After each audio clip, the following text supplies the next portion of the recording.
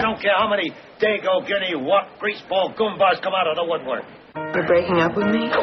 In a birthday card? Well, they don't make breaking up cards. You're fired! I feel horrible. I think I shall now be sick. You're just having a bad day. I've had a bad day. So squat on this puke face. Because you had a bad day. You take everyone down. You sing a sad song just to turn it around. You said you don't know.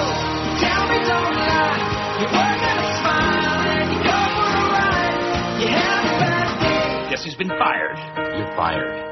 You need to pack up your things and go. Now that's what I call a bad hair day. All right, look, I've got a hangover. Who knows what that means? He lost his genitals in a fire. He's just been arrested. It's like we've lost our mojo. I think I'm going to be sick. You're fired. I got one gonad. You had a bad day.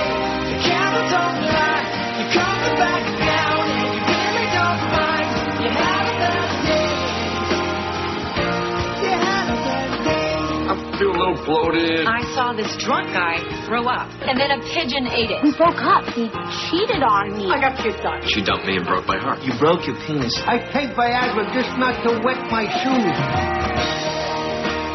Yeah, that one guy there, he says, I have one gonad. What's wrong with that? What do you need a pair for? You know, when you come right down to it, what do you really need two? It's You need a spare so you have a pair so you Mariah have a Carey spare. says, what do you need two breasts for when you can have one big round one right there in the middle of your chest?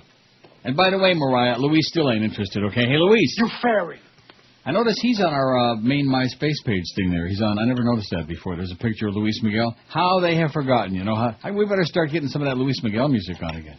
In a few seconds, I'll crank it up. You got?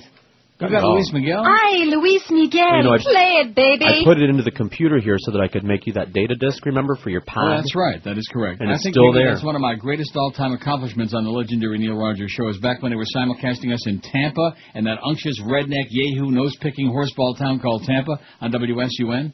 And I actually had rednecks buying Luis Miguel records in the record stores in Tampa. I know that for a fact. Remember, we used to get calls. We don't want to overdo it, though. What's that got to do with Mariah Carey? Hey, Mariah, guess what? He's gay. Well, a little more, you know. He might occasionally dabble on that side, but not too often. 1,118 votes on yesterday's poll.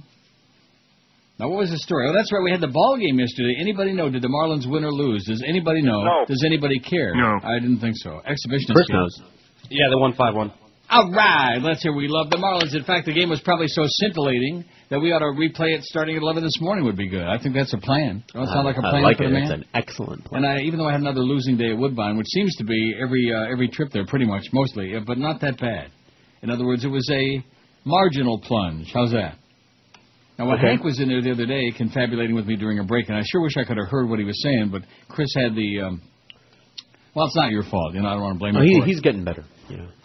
I could barely hear the humper. But anyway, he was going on about, hey, he's been winning so much lately, and his gambling exploits are just legendary. The legendary gambler, Hank Goldberg. Is he going to be on today or what? Let's take a look at that schedule. Today is the Ides of March. Oh! I just mentioned that in passing. Oh! Ides of March. Everybody knows what that is. Uh-huh. Mad Dog at the Rivals Sports Grill at 2 o'clock. Then at 4 to 5, it's the Power Hour with Hank and the Mad Dog together at the Rivals, what does that say? At Rivals, Cope at Rivals. What does that mean? Oh, that's the wrong... Sean Cope. He's the update guy. Producer. See, well, whatever. See, Clarence had so much to write on here that he just couldn't handle it. He just crumbled under the pressure, which he's already doing. Nice job on those numbers, by the way, Clarence. You're building us up to a nice, solid one share. Rock all the way solid. across the board. Nothing like consistency. Hank at Rival Sports Grill from 5 to 7. So that's where it's all going on today. Then you got your Panther preview at 7. I heard him this morning, and then I shut the monitor off as soon as I heard that voice. Panther preview at 7. Panthers and the Sabres at the Macarena at 7:30, and then followed by Eddie K from Vegas. Boy, everybody is somewhere, you know. Well, that's Mad good. Dog and Humper are at Rivals, and Eddie K is in Vegas, and Neil is in Toronto, and and all this stuff. All of these silly things. Here's the poll from yesterday, speaking of silly things. This was disgusting, you know. Don't you think you owe an apology to the audience? And by the way, Chris will be pleased to know, since we have a full 4-hour show today, I'm not really happy about Kenny promoting everybody should be watching it. He didn't really put it that way, but, you know, why remind people? Why remind? It's like saying, well, this is the show we got on coming up next, you know, old Neil. It's got nothing to do with sports and with college hoops. But 12:30, get on the Barker Lounger. Bark your lounger this, okay, you jackass. I think they ought to take that square table and just turn the thing over on his ass. Hey, we'll have all your March Madness updates right here. Yeah, good. Now, I'm sure I'm going to be able to. In fact, I'll tell you what, because we're so sports intensive on the station, because our program director and the people that own this station are sports nerds, maybe we just put the audio from that on here. I agree. What channel is that going to be on, Chris? We'll get it going. Yeah, it'll be CBS. It'll be on. It's going to be on what? CBS. CBS. Well, CBS here is channel 16. Is CBS? In fact, I watch the local Buffalo News on channel 16 all the time. Here's the Montel Williams show. Has made ex-gay therapy a very heavily... Oh, ex-gay therapy with Montel. There we go, ex-gay. That's like being ex-alive or something. Anyway, getting back to this. Ex-human. The most embarrassing bodily function, odor, or abnormality that could happen to me with other people around is cutting a loud or bad-smelling fart. Boy, there ain't nothing close to that, and it's a good thing it's not close, boy. 591. I think I made an excellent point yesterday. I don't want to dwell on it. I don't want to linger on it too much. But the same, you follow what I was saying? What are you saying? To you, if you're alone in the room and you do it, you're thinking, oh man, it's really great, you know. Right, especially if it's loud. No, not if it's loud. Yeah, if you rip one, that's good. I usually do that in the bathroom in the morning when I'm shaving or just before I hop in the shower. Before I get in the shower, which really pisses me off, because when you do it in the shower, that's when you can really enjoy all the hot and steamy, flavorful aroma. That's the steam. acoustics in the bathroom are really good too. So farting and singing sounds much better. Kind of reverberates off all my glass on the wall. Sounds like a rim But at any rate, but if somebody else smelt it, they're like, oh, jeez, who died in here? You know, so, I don't know. It's the same exact substance in the air, but it's just a matter of perspective, I guess. You know.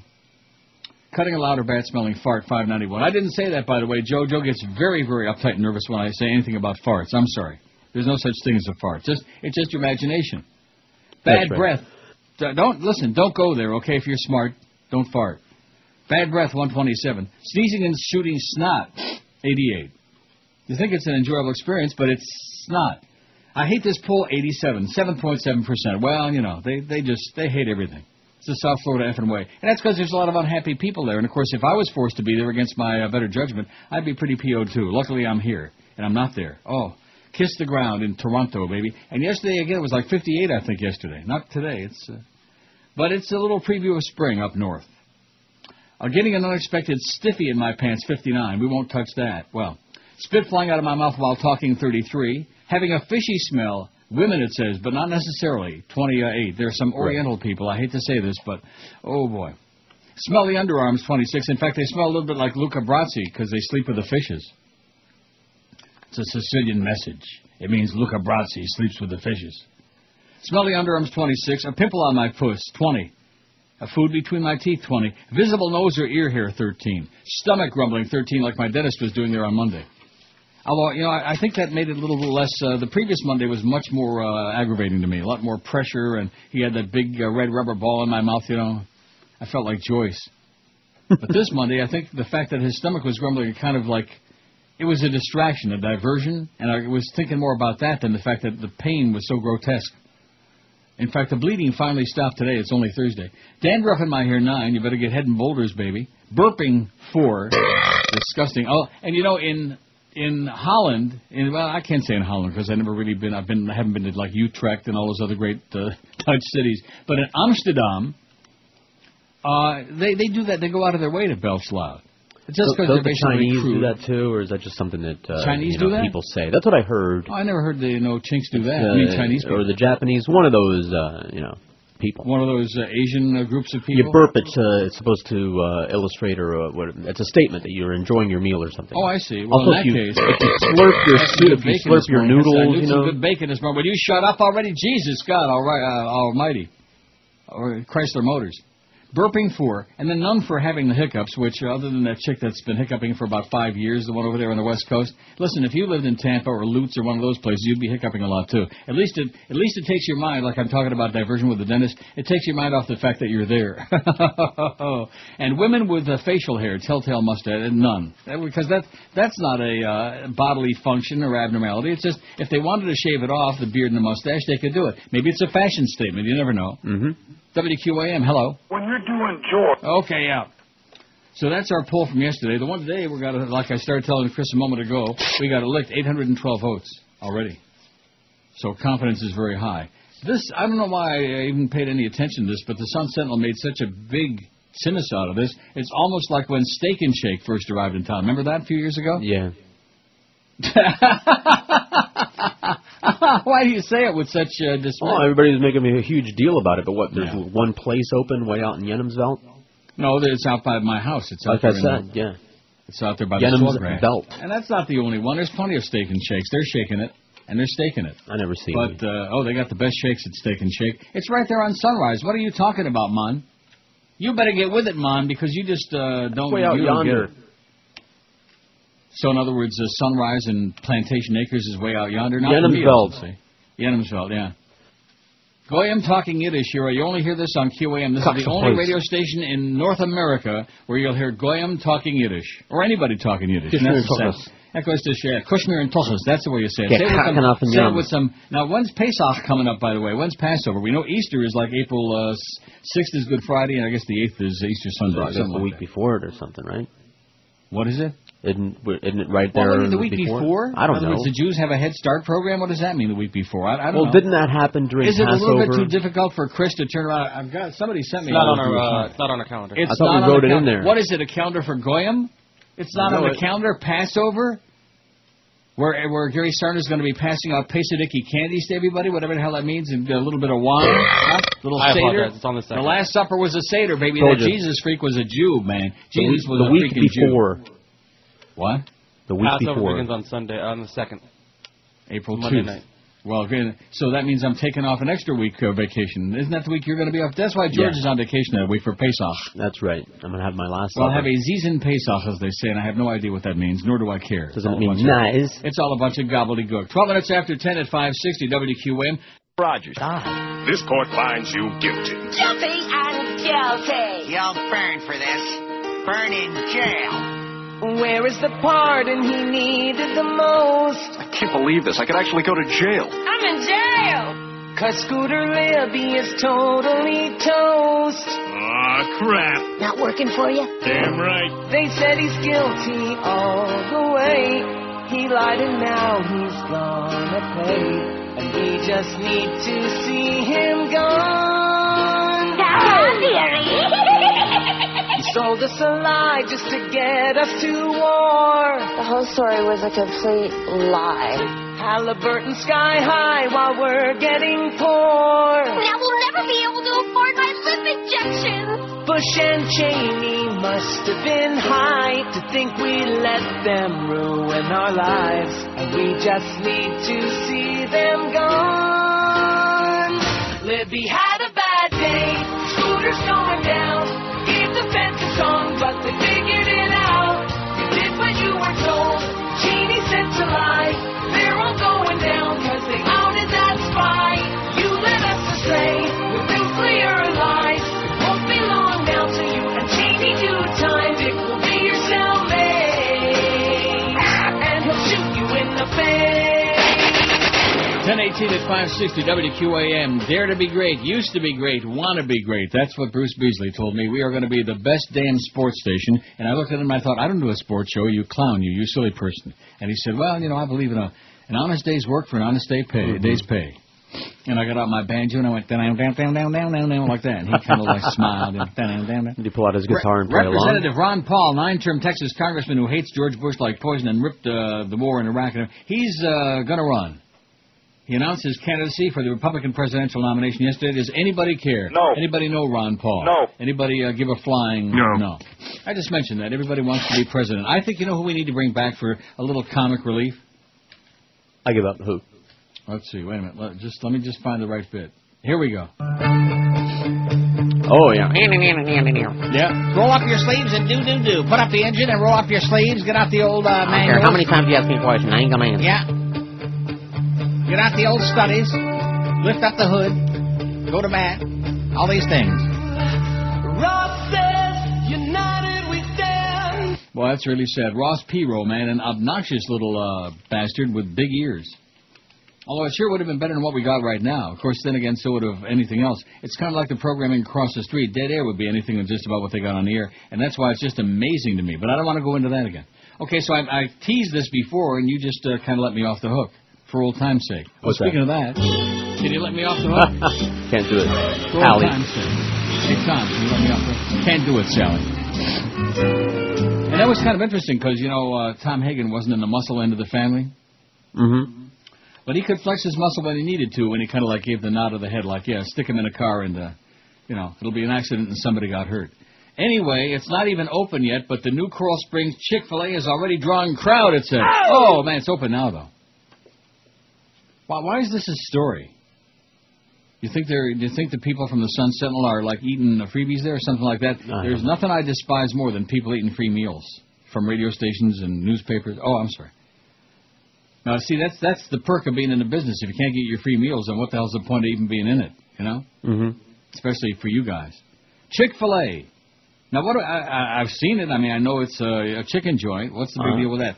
The nation's second largest fast food chicken chain, and I'm sure we know what the first one is, like right next door there, KFC, That's right. began drawing crowds of groupies to its new coop in Coral Springs early yesterday in anticipation of its grand opening today. They were all gathered around yesterday for chicken. Oh, I gotta blow my nose. All right. Well, it's not good. I don't want to keep going. That's disgusting. Yeah, no. Oh, man. Yeah. Much better, thank you. Well, that's why I see it's informal here, because there's nobody around, and I got like a drawer over there, and I got all those old ACN discs in there, along with little hanky-spanky in case I sneeze and mung all over myself. Ooh, not good. More than 50 people. Wow, a crowd. That's like bigger than the audience we got at certain day parts. More than 50 people flocked to the restaurant's new standalone restaurant at 1341 North University Drive and started camping out to be among the first 100 people for today's opening, which has already happened. If you missed the opening of Chick-fil-A in Coral Springs, you missed out. Damn it. The restaurant opened for breakfast at 6 this morning, and the first 100 patrons got 52 coupons for a one-year supply of Chick-fil-A meals. Well, no wonder they were all lined up. Bunch of freeloaders. 52 coupons for a one-year supply of Chick-fil-A meals. The Coral Springs location is the first freestanding Chick-fil-A drive-thru in Broward. Well, that's that's like saying that the CN Tower is the world's tallest freestanding building, which it is. Well, usually they're all in malls and stuff, the Chick-fil-A's. Oh. So this is, I guess... Yeah, it says most of the chain's other area restaurants are mall-based. See, if you would have let me get through I'm sorry. Last sentence here, we would have known that. But, you know, that's fine. You got to be Mr. Smarty Pants. We know that you know it all, and that's great. I'm happy you know it all, because I don't know much. What? The Atlanta-based company plans to open more than a dozen new locations in South Florida in the next 3 to 5 years. And this is written by Jacqueline Jovis at the Sun Sentinel. And if you're excited about this, give her a call. All right, I will. Oh, what a They're not bad. They have good chicken sandwiches. That's their big thing. But also their other big thing is waffle fries. Waffle fries? I like waffle fries. I don't like regular fries, but I do like waffle fries. They're good. Especially, you know what really sounds good to me is cheese waffle fries. Cheese waffles. That does sound good. Isn't that what they call them? I don't know. I do believe they have those at Crystal. I'm not really sure. And then, of course, and we have that one lonely Crystal on Powerline Road somewhere that everybody calls about whenever I bring that up, and I don't have any idea where it is, nor do I really care. Because with Crystal, the burger is about like an 1/18 of an ounce, and the bun is like fluffy and big and all carbs. And you know what I'm saying? Yeah. The bun is like fluffy. Not that huge, but just compared to the burger, it's gigantic. It's monstrous. QAM, hello. Hey, the thing about the Chick-fil-A is you walk in, it's built like a chicken house. Yeah, okay. A coop where you ought to be. WQAM, hello. Speaking Neil. Speaking. How you doing? Good. I just rode by the Chick-fil-A. Flooded with people. Really? Yeah, they're out in the street. They're waving, hey, come on in for some chicken and all that kind of stuff. No, I'll be damned. Well, listen, don't do it. Don't get hooked in there, man. There's like 3 people there, I think. Oh, see, I don't know what this is. Maybe it's my allergies acting up. Allergy to work. See, when you're off at 12:50 like we were yesterday for the ball game, in fact, I was out of here so fast that my cab guy wasn't even down there yet. He's always a few minutes early, you know, because I told him 1 o'clock. And I was downstairs at 5 to 1, and I called him up, and I said, hey, listen, where are you, you crazy terrorist bastard? No, I didn't say that. He's a good guy. Terrorist. WQAM, hello. Neil. Yes, sir. The first guy in line was from St. Petersburg for that chicken. Yeah, it probably drove down. Yeah, I would think so. He waited from 6 o'clock yesterday just to get free chicken for a year. Well, I hope you got plenty of it, sir. I hope you enjoy it. Hope you gag on it. WQAM, hello. That had to be him, you know that. QAM, hello. Neil, you should be ashamed of yourself about Kenny, and you're talking about how he's talking about the basketball after the way you talk about his show and dog on him all the time. Yeah, you're right. That's a good point. His show sucks. Stop WQAM, hello. Yeah, I'm just going to be quit being the dog. QAM, hello. Hello, Neil. Wonderful. WQAM, hello. Hi, Neil. How you doing? Okay. Good. I listen to you guys every day. I'm on the road all day. The crystals you're talking about is on Powerline and Sunrise. See, didn't I say Powerline? I said that, I think, yeah. No, on Sunrise Boulevard. Right. And you want to definitely, when you pull up to that drive-through, just keep your head low, because it's not the greatest area, but the hamburgers are outstanding. Yeah, absolutely. The hamburgers are outstanding at Crystal. What are you talking about? They're good. They're good hamburgers. They remind me. Well, I mean, if you're in the right mood, if you're in the right mood for those little sliders or whatever you call me, if you're in the mood for that, it ain't no Wayne Arnold's. I'll tell you that. And by the way, Wayne, if you're out there listening somewhere, call us again one of these days when you're ever going to open up again. The years keep rolling by. Every once in a while, when I least expect it, I'll punch up a line. There'll be Wayne Arnold give me the latest update. He's working feverishly to get that Royal Castle going again. I'll tell you, Royal Castle's got it all over, and so did White Castle all over Crystal. Although anytime you're in Tampa, you're so depressed and so anxious to get out of there that what you do is the one on Dale Mabry is always good to pull up to the drive-thru, and you just open up the trunk and say, fill her up, baby. And they throw in about 4,000 of those greasy little cheeseburgers, those sliders, and then you get some of them cheese fries and you get that mung all over the steering wheel as you're driving. It's really good. And then you get on the highway and you floor it. Just get the hell out of there as fast as you can. And you head for Lutz and Temple Terrace, all of those places. 26 past 10. Really, seriously, what happened? Is there's like some kind of a genetic, it's like the missing link on that part of the state. There's something missing there. Like, I think it's inbreeding. Is that what it is? All those centuries of inbreeding? That could be like in Tennessee, like in Nashville. Mm-hmm. You're going to love Nashville. Don't try to start driving a wedge between me and Kenny Walker, okay? He's okay in my book, although that show, well, 864 votes on the poll. And see, I thought they were doing an entertainment show. What does he give such a crap about the damn college hoops all about? It's a sports thing, okay? Make up your mind. Who did Mo for entertainment? You know, is it entertainment or sports? What are you going to be? What is it going to be this week? Is it going to be an entertainment show, or is it going to be just another damn sports show, which we got way too many sports shows already on the air in this town. Way too many. One is too many. Way too many sports shows. I think this afternoon Mad Dog and Humper ought to talk about strip bars and getting laid and stuff like that, you know, and about big boobies, things that people really care about, as opposed to some stupid-ass bunch of ball games. Don't let me forget, by the way, 12:30, it's college hoops. Okay. 27 past 10 at QA. You get a lot of it. Sports! With Neil Rogers on Sports Hole Radio, WQAM. King Mountain, North Carolina, as we go to calls for Oprah. Hello. Oprah, I was wondering, were you sexually active in college? Yeah, and I thought Whoopi was amazing. Nothing like it. Yeah, nothing like it. Chicago, hello. Hi, Oprah. Hi. Love the show. Thank you. Listen, someone told me it's illegal to run into a crowded buffet and yell Oprah. Is that true? Yeah. Who knew? Who knew? Boonesboro, Maryland, hello. Hi, Larry. My question's for you. Kate. How much do you weigh? 64, 63. Get out. Yeah. Oh. Houston, Texas for Oprah. Hello. Oprah, I'm trying to earn money for college. Do you have any suggestions? Prostitute yourself. And Good so, idea. Yeah. Seriously? Why not? Yeah, on the streets. Okay. Okay. Oprah Winfrey. What a lady. Oh, that's a lady? Oh, excuse me. You could have fooled me. If you hear anything in the background, they're doing another one of our fire alarm tests. At least I think it's a test. If it's for real, you'll be able to smell the fumes. And the good news is, George reports today that the guys on the roof ain't working. Yeah, so far. So far, so good. Only the after effect remains. Well, maybe they're trying to give your lungs a one-day reprieve. I doubt it, but, you know, just count your blessings. I think it's 883 votes on the poll. Oh, I never even did the poll today, did I? Never got around to it. We were too busy with Chick-fil-A. And then we had like 600 calls, all of which were the same person, by the way, but nevertheless had a lot of response on that. 883 votes on this poll. Embarrassingly, I don't know blank. Now, leading by far, I know the answers to everything on here, 634. Thank goodness for that. I know them all. I know it all, man. Isn't that what they said on that one poll that day? Neil knows it all? That's right. Right. That's why he's a blathering idiot. 634 know the answers to all these questions. Well, good. That's 72%. I hate this poll. Another 10%, 89. Embarrassingly, I don't know the words to the Star-Spangled Banner, 58. There's nothing embarrassing about that. It's a horrible national anthem. It's an awful song, and it just makes... The only one that ever sang it right was Jose Feliciano. Remember that? He sang it? Yeah, the Star... You don't have that? You better get with it, mister. I thought you were an expert on all this crap. Anyway, words to the Star-Spangled... Can you hear the beeping on the thing in the back? Yes. Close the door. You can hear it? It's going to get hotter than hell in here, too, so I hope that they... Hurry it up already, you idiots! Embarrassingly, I don't know the answers to several of these. 51. Now, that is embarrassing. Where Iraq is on a map, 18. I guarantee you that the honest answer is a lot more than that. 18, my ass, okay? In fact, if you look at a map of my ass, you'll see Iraq. It's all misshapen. The answers to any of these, 9. Yeah, it's Mesopotamia. The Pledge of Allegiance, 7. Who our nation's capital is named for, 6. Oh, isn't it Abe Lincoln, our first Jewish president? What sides fought in the Civil War, 3. How many stars there are on the flag, 2. How many states there are in the Union, 2. Come on. What year America declared its independence, 2. And who was the president before W, 2? Out of 888, there are 2 idiots out there that don't remember Bubba. Come on.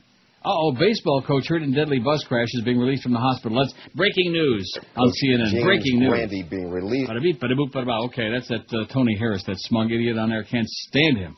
Boy, he gives me spilkies. I just can't stand his whole syrupy, silky, smooth, grotesque attitude. There's something about him. So who cares about Chick-fil-A anyway? What's the big deal? I'm more interested in the Orange Bowl, not the stadium. Oh.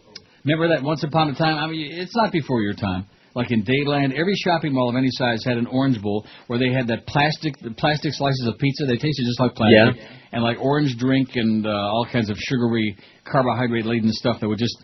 Is that still in business or what? I have no idea. Orange Julius is still around. There's one in the Eaton Center. Boy, I sure wish I could have that. I haven't seen any of those down here. Like Orange Julius? Yeah. Get out of here. Get out of town. All right, I'd love to. WQAM, hello. Neil, good morning. Yes, sir. I don't know. Excuse me, I got a little cold here. That's okay.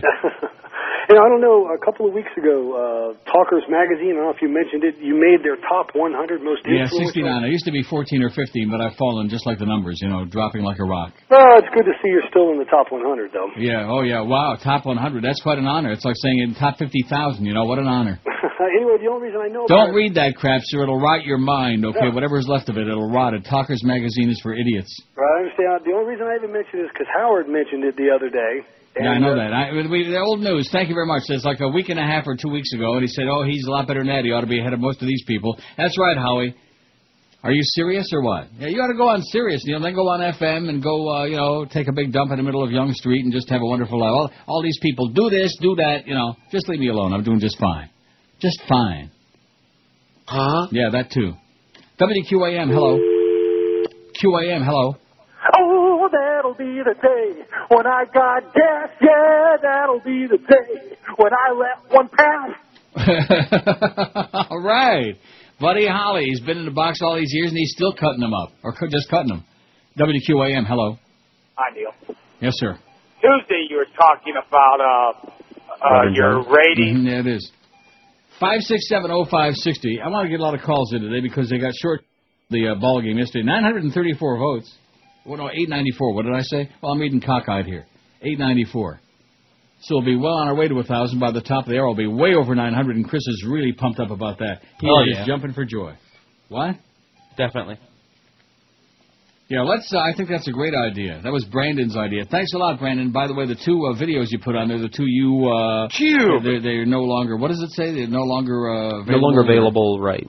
Yeah. So I appreciate that very much. And George keeps telling me I got to see the South Park episode. Oh, yeah. Even more so than last week's, although both of them. They're about different things, and both of them are must-see. Well, I'll be scouring for that. Since there isn't any hockey game tonight, the Leafs are playing the Washington tomorrow, I believe. I beg your pardon? It'll, you might mess yourself. It's so funny. Really? Well, I'll be sure and have the Depends on. A Senate Republican is calling for Attorney General. If they don't stop with this fire alarm, I mean, how long can this go on? Beep, beep, beep, beep. Oh, my God. Sounds like... Oh, and also, speaking of the morning show, I'll get back to this in Alberto VO5 in a minute.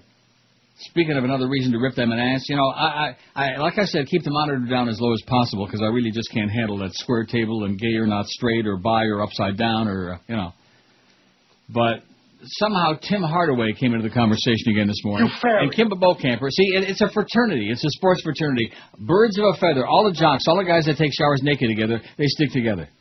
And so all I heard was Kimba saying, well, it wasn't that much of a big deal, and Timmy will be all right, and, I'm sure he probably hasn't changed his mind of what he said, but, all the guys said worse things than that. Timmy this and Timmy that, Timmy. Sounded awfully familiar to me. Timmy. Sounded like they were doing something. Maybe Beaucamper would like to shower with Timmy Hardaway. Really was. It was just grotesque and unacceptable and embarrassing and humiliating to me. You know, if he would have made some comment about all you crackers, whatever like that, but because it was a fag comment, that's still socially acceptable in America, especially in jock circles, you know. All you pansies, all you faggots, all you guys who are lighting the loafers. You know, Mad Dog likes to use that a lot, you know, lighting the loafers. I know some gay guys who they pick all of our jocks, including Bo Camper, up with one hand and just smash them together. Just give them like an airplane spin. 900 votes on the poll. See, do you think I really care about Tim Hardaway or what a dumb jock like that says? Why does anybody care, you know? I don't. Come right down to it. So when we come back after the break, Chris is going to start talking about black people. Blank, blank. Gene Rayburn is blank, blank. That's too bad Gene Rayburn is blank. What a shame Gene Rayburn is blank. Now who's gonna fill in the blank now that Gene Rayburn is blank? No one else can do the match game. Regis Philbin's not quite the same. TV game shows won't be the same now that Gene Rayburn is blank. Those B-list stars are forever gone, like Elaine Joyce and Joyce Bullifant. Scobie Mitchell and David Doyle's gone, and no more Penny Flagg. Richard Dawson, the fat drunk of love, and Brett Summers divorced Jack LaFun. You'll never know why Dora was up now that Gene Rayburn is blank. There won't be a reunion next fall. Charles Nelson, Riley, and Lindsay McCall won't be playing that game at all now that Gene Rayburn is blank. When white lapels were really hot, Gene tied a mean Windsor knot. He's the last guy to wear garter socks, and now Gene Rayburn's blank. Until the Yankees were ratings and tanked. For match game we had Gene to thank, but now we can't cause Gene is now blank. Gene Rayburn is blank. In his coffin he wears a blank. I'm dying over here. On his here lies a blank, and on his will it says I leave blank. Everyone else can go to blank. Gene Rayburn is blank. Gene Rayburn is blank. He's still dead, and he's still got them bell-bottom pants on and them mutton chop sideburns and whatever else. You always get a big kick when I say mutton chop sideburns, but that's what they called them. Right. Back in the 70s, mutton chop sideburns. That was very in, and the long hair. And Richard the whole Dawson deal. had them, and Gene Rayburn did not. Yeah, Gene Rayburn did have, at one time, he did have mutton chops. I don't care what you say. Okay. Ask Chicken Neck, he'll tell you. He did. Once upon a time in America, he did what? He told you he did the not old have man's mutton losing chop. it. Okay, here's George. Uh-oh. You better watch it, mister. 912 votes on the poll. I don't know if I like this poll or not. Let's see. What percent? I hate it. 10% hate this poll. I would agree. Although I do like the one. I think I may use this one for tomorrow. Oh, and you know what you forgot to remind me of? What? But it is in my pile here. I just found it by accident. The BSO deputies will conduct a traffic checkpoint operation tonight, 9 to midnight. Stay away from Lauderdale Lakes. Not just tonight, any time if you're smart. 9 to midnight in the 3900 block of Northwest 21st Street in Lauderdale Lakes. There'll be a checkpoint, baby. They're going to be checking who's naughty and nice. They're going to be doing body cavity searches, everything under the sun. They're going to be looking inside, outside, up on top, down below. Vehicles will be inspected for defective safety equipment, and motorists will be asked to show it, baby. Show their driver's license, registration, and proof of insurance, man. Information is published in compliance with the Supreme Court, but right. They don't want to tell you that, in other words, but the Supreme Court said you better fess up and tell them that they're going to be shaking your ass down. 9 to midnight tonight in the 3900 block of Northwest 21st Street, Lauderdale Lakes. So if you're plastered, probably not a really good idea to be driving through that hood at that hour. 9:17 on the poll. I bet you Chris is charting this now. Now, we're not going to get 1,500 again today. That was, maybe a once-in-a-lifetime kind of a thing. Maybe someday we could do that again. If we ever had a good poll that everybody'd want to vote on. Do what? What? What? I don't know what that would be. If I knew what it would be, I'd put it on there, A Senate Republican is calling for Attorney General Alberto Gonzales' dismissal as Democrats weigh subpoenaing President Bush's top aides and the escalating political furor over the firing of 8 federal prosecutors. Senator John Sununu of New Hampshire, a longtime Bush administration critic facing a tough re-election campaign, called for Gonzales' ouster yesterday, just hours after Bush expressed confidence in the unctuous midget Attorney General, who's a longtime friend. I think the president should replace him, Sununu said in an interview. I think the Attorney General should be fired. Let's get Donald Trump in there. You're fired, man, you little midget. Although some Republicans have been tepid in their support for the Attorney General. Tepid. Lukewarm, baby. In fact, that's what we used to ask on Flipper every week. Is lukewarm? Sununu was the first to go so far in the wake of an uproar over the Justice Department's firing of the attorneys and its response to congressional questions, plus a separate report that the administration abused its power to secretly investigate suspected terrorists. The White House issued a curt response to Sununu's remarks. Remember Kurt? He was the one that said, "Oh, God!" We're disappointed, obviously, the White House spokesman Tony Snow said. A Justice Department spokeswoman refused to comment. Bada-beep-bada-boop-bada-bop. Well, there. Although Bush left himself room to sack the Attorney General. Speaking of that sack, remember that thing we had yesterday about the long nut sack, whatever that was? Yeah, what was that? The Steve that was that Kane fraudulent thing. guy. Right. Steve Kane's buddy. Wanted to give you a bigger bag. Oh, yeah. What a sack of crap that is. Speaking of Mr. Ego and that make-believe show on a make-believe station, everybody's got to make a living, though, you know. I was thinking when I was reading that, but I didn't want to editorialize because I was just so overwhelmed by that. But I really wasn't shocked. I was thinking to myself, here's a guy that's had, over the years, every body part. I don't think he's got like one eye, his ass, his unit, everything. Every part of him is like fake with all these people he puts on here. Mm-hmm. Well, here's the, doctor, this one and that one, and they're going to put a new ear on your, they're going to stick a nose where your left ear used to be, you know. So he's got all these phony body parts. But nevertheless, more power to him on a station that nobody can, even if they wanted to listen, they have no idea where it is. And if they knew where it was, they still couldn't pick it up. How do you like that? Oh, look at that first Mormon president, Mitt Romney. The answer is no. He'll be on with Larry tonight. Another good reason not to watch the suspended one. Uh-huh. It's in the bag on Larry King Show, and the guests can all smell it. So he's got Mitt Romney on there. And see, it's not so much that he's a Mormon; it's the fact that he's phony. He's full of crap. He changes his positions depending on which way the wind is blowing, like John McCain, kind of that deal, you know. And all this excitement that the Republicans have about Rudy Giuliani because of all his posturing on 9/11 and so on. When the stuff hits the fan about his 85 divorces and all that, him and Newt Gingrich, man, same deal. All these philandering right-wingers, they're always pointing the finger at all you perverted liberals, all you secular humanist perverts who are, doing everything that moves and doing all these disgusting things. In the meantime, they got like 85 wives and 25 girlfriends. And his buddy Bernie Kerik is up there banging his brains out in that thing that was supposed to be the big bunker across from the World Trade Center. Even Archie wouldn't go there. 928 votes on the poll. Embarrassingly, I don't know. And then, of course, I know all the answers to these. 667, 72%. So they're not embarrassed because they know it all. Oh, I like this Bob McCown guy. He's funny. With any athlete of any era, you've got to think 27 Yankees to play with Babe Ruth. More recently in basketball, Michael Jordan and the Bulls of the 1990s. Yeah. But probably the number one choice would be the late 50s, early 60s. Send me to Municipal Stadium in Cleveland, Ohio. Let me suit up with Jim Brown, the greatest running back. Oh, yeah, let me suit up there. In other words, let me get naked and take a shower with all these jocks. That's what Bob McCown is saying on the Fan in Toronto. You see, it's not just a South Florida thing. It's a worldwide thing. It's the sports nerd mentality. I hate this poll 96, 10%. The words to the Star Spangled Banner, don't know them, 60. The answers to several of these, 53. Uh-oh. Where Iraq is on a map, 18. See, that's not moving because they don't want to admit it. That's how embarrassing that is. In fact, if we asked where Florida was on the map, there's about half the audience couldn't find it with all three hands. The answers to any of these, 9. Pledge of Allegiance, 7. Who our nation's capital is named for, 6. Isn't it Mary Tyler Moore? Yeah. What sides fought in the Civil War, 3. Wasn't it the East and West? Sure. What year America declared its independence, 3. How many stars there are on the flag, 2. How many states there are in the Union, 2. And who was president before W? You may not remember, but boy, oh boy, we sure wish we had him back, I'll tell you that.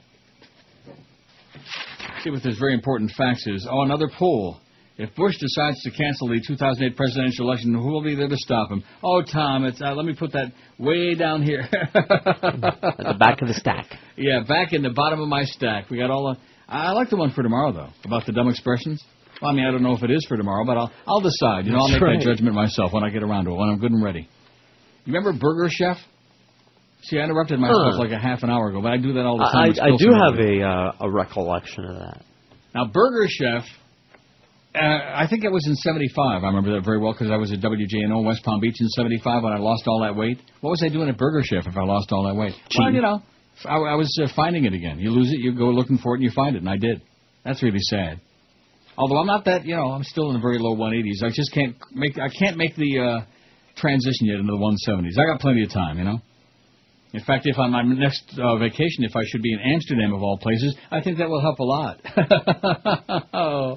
Because you don't be eating a lot of great cuisine in Amsterdam. Let me just warn you that right now. It's a fun place when there's a lot of tourists there. When only the Dutch people are there, like in the wintertime and when the weather's crappy, which is part of the time a lot, you don't want to be there, believe you me. Because the Dutch people, generally speaking, are mostly disgusting and grotesque. But beside that. But when Amsterdam, because it attracts so many zillions of tourists from all over the world, especially all over Europe, that's when it's really interesting. You know what I mean? Like that, but not the food. The food is never interesting. Dumbest expression that people say, a pig in a poke. Oh, I already read these yesterday. Well, we'll come up with some other ones. In fact, we were mentioning someone. I should have written them on here. Well, I'll put a lot of work in on that. I'll spend at least, 10, 20 seconds on that? Maybe even... About 30, man. 30 seconds. Republican lawmakers who met for an hour to listen to an expert play down the promises of embryonic stem cell research did not let the public know they were meeting, even though the Florida legislature is considering 2 bills on the issue. This is in the Herald. Gary Fineout. I wonder if he's kin to Gary Tuneout. Oh, we got a lot of those on here. I wonder how Drew Rosenhaustein is doing. As many as 25 House Republicans gathered at the University Club at FSU on Monday night. They were lectured by Maureen Kondik, a neurobiologist and professor at the University of Utah School of Medicine. The dinner and Kondik's expenses were paid by the Republican Party of Florida. The lecture comes at the same time that legislators are considering 2 bills to set aside $20 million for stem cell research. The main difference between the measures, the version backed by Democrats authorizes spending money on embryonic stem cell research, which results in the destruction of human embryos, while the Republican version does not. And by the way, speaking of Bob McCown before, I would have much rather had a shower with Dale Murphy, if anybody. Oh. Republican leaders said the meeting, which was first disclosed by the Palm Beach Post, did not violate any public meeting laws. There was no secret meeting, said Representative Ellen Bogdanoff, a Fort Lauderdale Republican, one of those who attended. It was a lecture to provide people with valuable information. Representative Franklin Sands, the Western Democrat sponsoring embryonic stem cell legislation, said he was disappointed he wasn't invited or even told about the meeting. I would like the issue debated in the sunshine, Sands said. Call in experts. Let's listen to both sides of the issues and be fair. Oh, when did that ever start? Especially with right-wing lunatics. You're killing life. You're killing life. Yeah, all these people that are dying in Iraq, we're not killing life over there. Thank the Lord for that. Thank God. Oh, they deserve it. They shouldn't have just attacked like us. General Peter Pace, who gives me the trots when you come right down to it. Representative Anteri Flores, a West Kendall Republican sponsoring bill that sets aside money for stem cell research that doesn't involve embryos, said she had nothing to do with the organizing Monday night meeting. She said the meeting was the idea of the state GOP, which she said promised members earlier in the year that it would host presentations of topics of interest so party members could make more informed decisions on the issues and continue being in the Neanderthal age, like the pissed-off caveman. He can probably relate to the Republican Party because that's where most of them are coming from.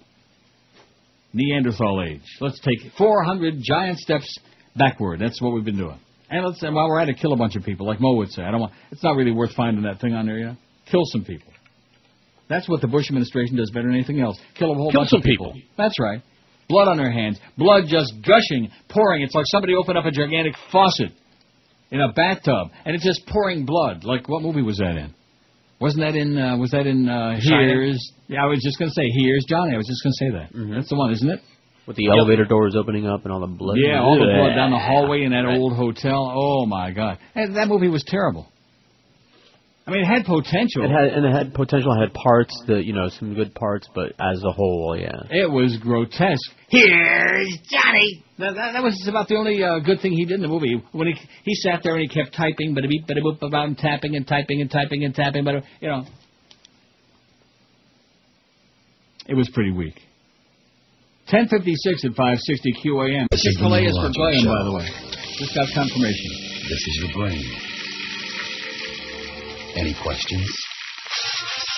All the world loves a clown. So this April Fool's Day, this radio station is going to make a fool out of you. That's right. We're going to turn you into a laughing star. Just be the 10th caller when you hear this sound. And we'll yank your pants down around your ankles, tie your hands behind your head, paint a smiley face on your butt cheeks, and lock you out of your house. You'll be the center of attention in no time. Remember, they're not laughing at you. They're laughing with you. With you and your butt cheeks. Employees of this radio station are not eligible to be made fools of, since they have already done quite a good job making fools of themselves every day on the air. Employees who nevertheless wish to drop their pants in public are encouraged to do so after leaving the station property. Ho, ho, ho. Be an April Fool. Keep listening for your chance to win. It's 11:02 at 560 WQM. It's the Ides of March. We're only a couple of weeks away from Easter and Pesach and all these good things and April Fool's Day. That, to me, is one of the most pathetic things that people do. They go on here and they make up some stupid, corny thing, and then they get the audience all emotional. And, gee, yeah. Craig Worthing used to do that. I told you that. So how much you want to bet that we have people on this radio station that will be doing that? Although it's a Sunday, on our morning show. You're not ripping at him, are you? That guy's going to call back. What did he say? I should be ashamed of myself? Why would you imply that I was talking about the morning show? I'm not the least bit ashamed of myself. I give my honest opinion, okay? And the fact of the matter is that, when we got guys on there promoting some stupid basketball game between Gonzaga and University of Rochester School for Blind women. I mean, what the hell is that, you know? That's not exactly what I... Well, of course, it is what I expect, because that's the kind of lead-in they're giving us anyway, you know? Actually, I take that back since it's on a Sunday this year, isn't it? April Fool's Day? No, it is not. Yes, it is. So, yeah. It's a week before Easter Sunday. April Fool's Day is on Sunday the 1st. Maybe the Sunday shows will Sunday be is on the doing 8th. some pranks. 960 votes on the poll. This is the hour. In fact, maybe even this half hour we go over 1,000. Then Chris can sit back in a chair and slump over like, you know... Like pick up that oxygen, start breathing easy. Well, it's good news, and the fire alarm is over here. Finally, I was able to open up the door. When I close the door on a day like this, I don't know what the temperature is. It's nothing like the last 2 days when we were approaching 60 here. A little preview of, but it looks kind of like murky and not too bad out there. It's it's in the plus column, baby. It's +1, as Joe Angel would say. Put it in the plus column. 34, and going to be 3 all the way up to almost 40 today. All right. I mean, it's whatever it is. Whatever the weather is, you get used to it. You know what I'm saying? This business about the weather. The weather, all these people that moved to Florida because of the weather, and they forget about the fact that from the 1st of May until the end of November, until at least the end of October, it's 100 degrees in the shade, the humidity is 400%, and even if you stand under a palm tree somewhere where you find a little bit of finesse du brise, your armpits are just, the sweat is pouring from your pits. You feel like Zazu Pitts, or Elijah Pitts, or Frank Pitts. Or Brad Pitts. Or Brad's Pitt. 965 votes. So anyway, Burger Chef, and I'm sure I'm not the only one who remembers these, and you're going to say, oh, there he goes again, living in the past. I remember Burger Chef. Well, there you go. And they had what they called the Fixins Bar. Okay. Kind of like... Fuddruckers is still in business, although Rudy's. Brandon just sent me a message saying that one of them, I don't want to say which one, but one of them had like a thing on their... I don't even know. Not that I don't trust him or take his word, but I don't want to say it on the air. Maybe a little problem with the health department, possibly one of them. I don't know. That's just a rumor flowing around. Hey, it's just extra protein. And the thing with Fuddruckers is, now there's one right there not far from where I've been living for the last many, many zillion years. Sunrise University? Sunrise University, very good. And you know what used to be next door to it? I'm not sure if it's still there. It was an Arby's. Okay. And about every 2 years, Arby's comes out with something really, really good, and then you try it a few times, you say, oh, man, that was good, and then they discontinue right away. That's right. For a limited time only, here's something good, you know. Wendy's is famous for doing that, too, although I do like Wendy's all the time. They've always got, general good stuff. But once in a while they come out with something like the shroom, cheddar, bacon. Don't have any of their salads, though, at Wendy's, like their taco salad or anything like that. You do what? I said don't have any of their... Really? Yeah. Why is that? For example, their taco salad is, it's just a salad, in other words, a bowl full of greens, and then they give you a bowl of chili, their chili, and you're supposed to pour the chili on the salad, and it's all watery and it's soupy, and it's like... Fat. Yeah. So much fat. When are we going to get some fast food for Jews, for Christ's sake? Sounds like all the fast food is for Goyim. So anyway, getting back to Fuddruckers, the thing that... I like Fuddruckers. You know, it's the same thing, the idea, build your own burger, you order your hamburger or cheeseburger, you know what, the only problem is you have to remember to tell them, don't butter the bun, hold the butter. They butter... No, listen to me. You know I have this sensitive stomach. I got the irritable IBS thing going. And every time I would eat there, I would have to... It's not that far from my house. You know where it is. I'm, maybe a 4 or 5 minute drive from there to get to my house. But Jesus, man, I'd have to floor that vet, baby. Eat it on the way there. Fast.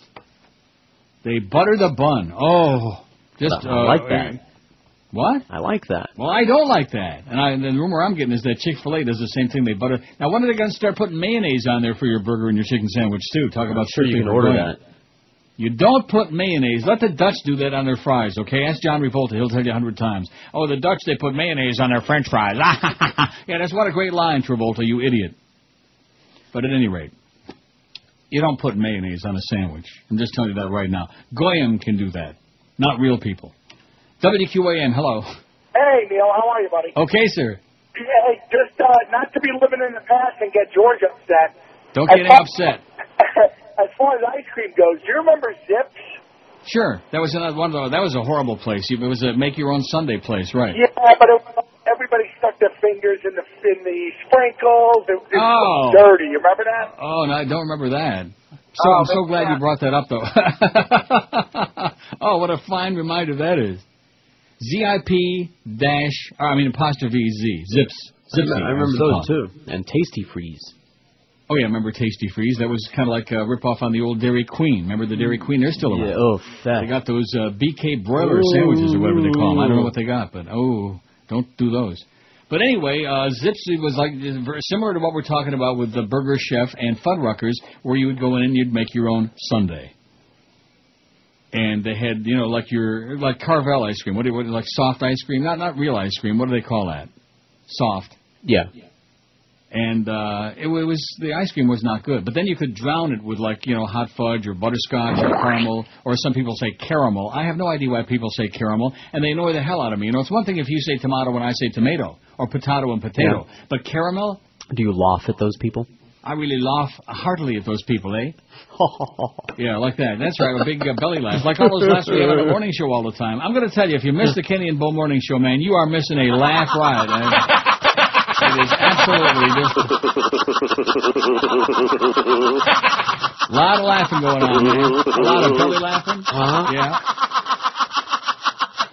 How's the Babylon Brook doing? Is she still waxing it? Got to hire her across the street. She was like the poster child for Waxy Bulldog, from what I heard. She knew everything, man. She knew the whole ball of wax. 973, remember the House of Wax in 3D? The original one with Vincent Price. They remade that one, too. Too many remade movies of ones that were classics. They should just re-release the original, but then again, they can't make any money off of that. QAM, hello. Yes, Fuddruckers is no longer there, sir. Really? Absolutely correct. You better know your burger places, mister, because you sure don't. The one on Sunrise University is no longer there? Absolutely correct, sir. Okay. Maybe the Bridge Tender right there wants to put him over the edge. I don't know. I'm sure it's still there. I seen it, man. I seen it with all three eyes. I haven't been there in a long time. Well, I have been, because that's where my house is, man. I was just there a few weeks ago. I'm sure that Fuddruckers didn't just vanish into thin air. You know the restaurant that's, and I don't have any idea what it is now. It's changed about 600 times because it's too damn big. Mm-hmm. Across from the Broward Mall on the corner of University and, what is that? University. And something. What street is that? Huh? University and what? What restaurant? Well, across from the Broward Mall on the corner there. I think it's Broward. It was a Chinese restaurant and Broward Boulevard. That's what I was just trying to say. Hey, give me a little help, okay? I'm out of touch, for Christ's sakes. You're the one that's supposed to be the expert, Mr. Hollywood Broward expert. Yeah, that's right. Somebody help me, baby. I'm lost. I need a road map. I couldn't find Broward Boulevard with both hands, and I live like about a stone's throw from there. No, but there's a huge restaurant that's just off the corner there as you're going north, on the west side of the street. And that thing has changed 40 billion times. It was a Chinese restaurant. It was 40 trillion. And I think nobody can afford the rent in there is the problem. They got to do about $80 billion a day business just to pay the rent because the place is humongous. It's an interesting thing. I tried to tell Ponytail this a long time ago, who called it on my anniversary not that long ago, 14 days ago, 2 weeks ago today, as a matter of fact. Let's replay the anniversary show. Oh! Not. I tried to tell him that. I was thinking this yesterday. I don't know why. But there are some locations, even if they're in the middle of a place where everything else is doing great, but just certain, for example, we've got that right here where I am. Mm-hmm. There's a street that's got all these great restaurants on it, and in the middle of the block, there's one place, and it keeps changing, and no matter what opens up in there, it goes out of business. The other places all do great, but that one, you know what I mean? There are locations that are like cursed. That's what Patty Hearst said, cursed, the worst. Oh, 34 degrees currently. Well, what's wrong with that? +1. I think I just got through saying that. There's Sky Miles, whatever this Betsy Everett. Where's Rob Marciano today? No wonder I'm depressed. 978 votes. Boy, before the half hour's over, we're going to be over 1,000, and things are really looking up, man. I think the audience is making a comeback. I don't think they really went anywhere on this show. I think maybe it was an aversion to that square table. Maybe they thought they were going to, maybe catch something. This is Bob Dole, and Bob Dole says Bob Dole's been appointed by our glorious leader to investigate the Soylent Green-style treatment of our wounded soldiers at Walter Reed Hospital, along with Donna. That's Donna. And Bob Dole says, with the capable help of Donna, you couldn't ask for a better team to investigate Robert Reed Hospital. Much like John McCain, I'm a decorated combat veteran turned politician that threw my valor down the memory hole for anyone that came along with a big enough check. So, rest assured, this thorough investigation of Walter Matthau Medical Hospital is in good hand. And as a matter of fact, my other hand holds the pen that will endorse the check I'll get from IAP Worldwide Services. They say worldwide, but they're located in Florida.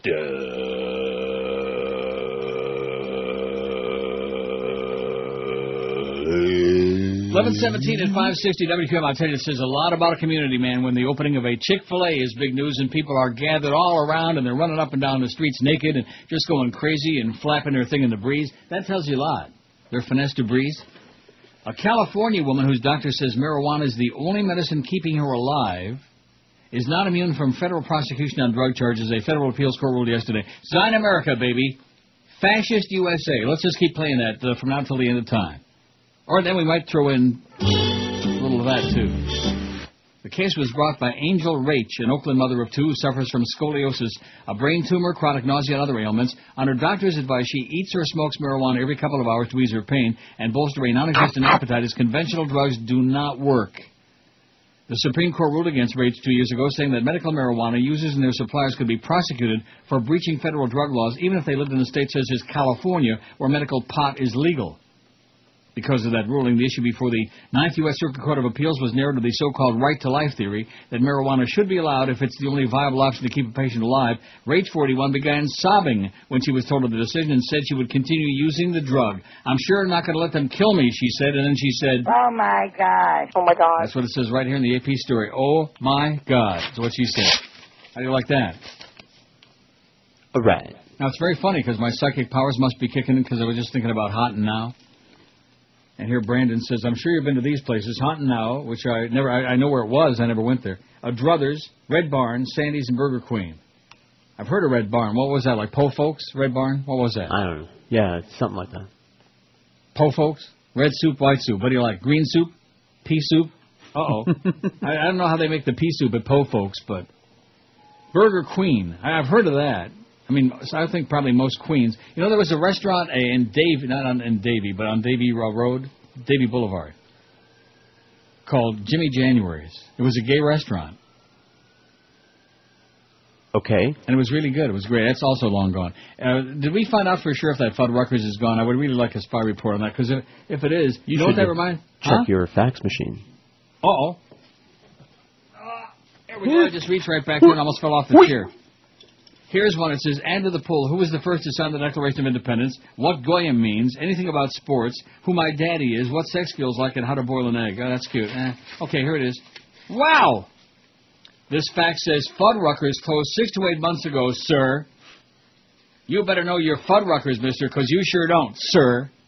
And you are... Absolutely correct, sir. Wow, how do you like that? So I guess my correspondent out there knew what he was talking about when they had a sign on the door that said, ain't going to be serving no food no more. Maybe the fact they were buttering the buns. See, I never realized why. I mean, the food was really good. And you know what they had in there that was great? What's that? That you wouldn't find at Burger Chef or some of those other joints? They had these big vats of, like, you know how you go, like Win Schuler's in Marshall, Michigan used to have it. Like they call it bar cheese. Okay. You know what bar cheese is? No. Like when they put bread or buns or crackers on the table, and in some restaurants they have like a crock of real orange-looking cheese. Sounds real like soft. a crock. It's like butter. You know what I mean? Okay. Yeah, but it's spreadable. Very good. The edible spreadable. Very good. Spread them and say cheese. But so what was I talking about? Cheese. Oh, but anyway, at Fuddruckers they used to have that. Huh. And, man, do I love that. Slathering maybe a little slices of pickle on there and little some of that nice cheese, that spreadable cheese. But it's gone, Fuddruckers. Now, do you know how long that Fuddruckers was there? That was there for about, I would say, at least 150 years. I would say maybe Abe Lincoln ate there. I'm not sure. I think Henry Flagler built it. I wouldn't be surprised. Oh, you know who built, what is the name of that restaurant in Amsterdam, in the Hotel Europe? Not a restaurant, famous bar. Freddie Heineken built Freddie's Bar. It's inside the Hotel Europe, which is a very overpriced, very expensive hotel. Heineken? Yeah, that's right, Freddie Heineken. And then in Amsterdam, you can go to the Heineken Brewery and get some free samples. I just mentioned that in passing, too. That was like right up the street from where my the last apartment was I had in Amsterdam. I think I'm going to go back and do that again, give me an apartment in Amsterdam. Although this time I'd like the bedrooms not underground with mold and spiders the size of bowling balls, things like that. That was probably not all that good. I felt like Little Miss Muffet every now and then. because I'd sit down on the edge of my bed, and along would come a spider. And we got 1,004 votes, Chris. Oh, my God. Now it's time to go get that bar cheese. Did you get the regular or the jalapeno? Look at this. It says, WB says, I just went on the Fuddruckers location site. There are only 2 left in Florida, 1 in Orlando, and 1 in Miami at 10680 Northwest 19th Street. You might be pleased to know there's one in Canada, but it's in Saskatoon, Saskatchewan, eh? I don't think I'm going to be going to Saskatoon or any place else in Saskatchewan. I wonder if Sasquatch hangs out in Saskatchewan. Wow. Saskatoon, Saskatchewan. I wonder if that's anywhere near Medicine Hat. Yeah. 1,004 votes on the poll. Aren't you impressed by that? Moose Jaw is. Moose Jaw, yeah, I like right Moose next Jaw. to That's Medicine good. Hat. And a Callowit is really good. Well, the faxes are just pouring in here today. Today's poll. Nation's capital. I'm sure most people realize it was named after George Washington. What about D of C? Why the District of Columbia? Named for Christopher Columbus, ? The District of Columbia. That's an excellent question. I haven't got any idea. Do you? Yes. What's the answer? Oh, you know the answer to this question? The District of Columbia? Yes. Well, Columbia. Yes. As in the city was named after Christopher Columbus. So, yeah, all the Columbia Well, what stuff. do you mean Columbia is the city? What city is Columbia? South Carolina. South Carolina? Columbus, whatever it is. Columbus, South Carolina. Columbia? Now you've got me confused. All the Columba whatevers are named after Columba? Christopher Columbus. How about I Caramba? That too. How about your mama? So socks in hell. Well, now we're getting down to some really nasty, trivial stuff. But thank you very much, whoever sent this in from the Floridian Circle in Lake Worth.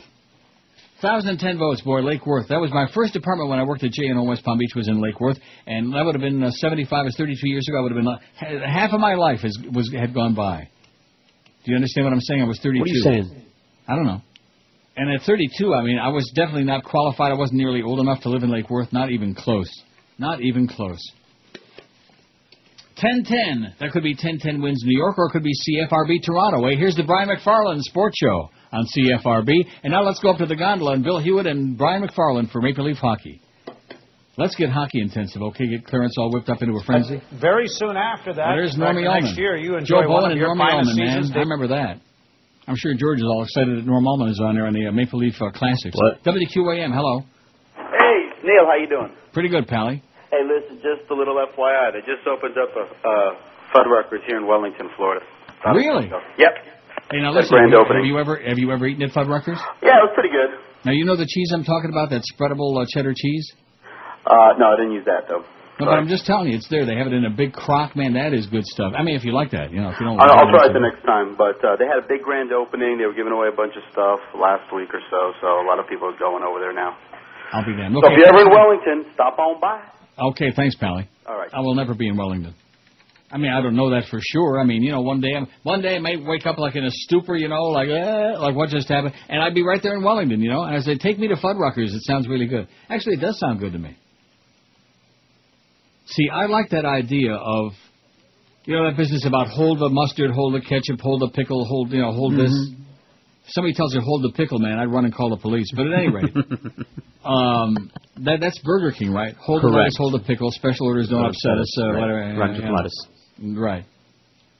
But I like a place where you can go in like that and you can fix your own. Just give me the burger on a bun. Don't butter the bun, please, okay? You don't butter the buns or I'll have the runs. I'm telling you right now, it's not good. Nicht good, yes? Char Hut, where you're right there on the other side of the counter from the person fixing your burger, and you can just point to the something and say more or less, etc. Right. That's okay, right. too. More or less, unless you're at the drive-thru window. I told you, after I used to go to my pill doctor there in Tamarack, almost every single time, because obviously when you're going to go get blood taken, you're going to be fasting all day, so I was starving and it would be after work. So it would get to be like 3 o'clock. I'd have the blood drawn.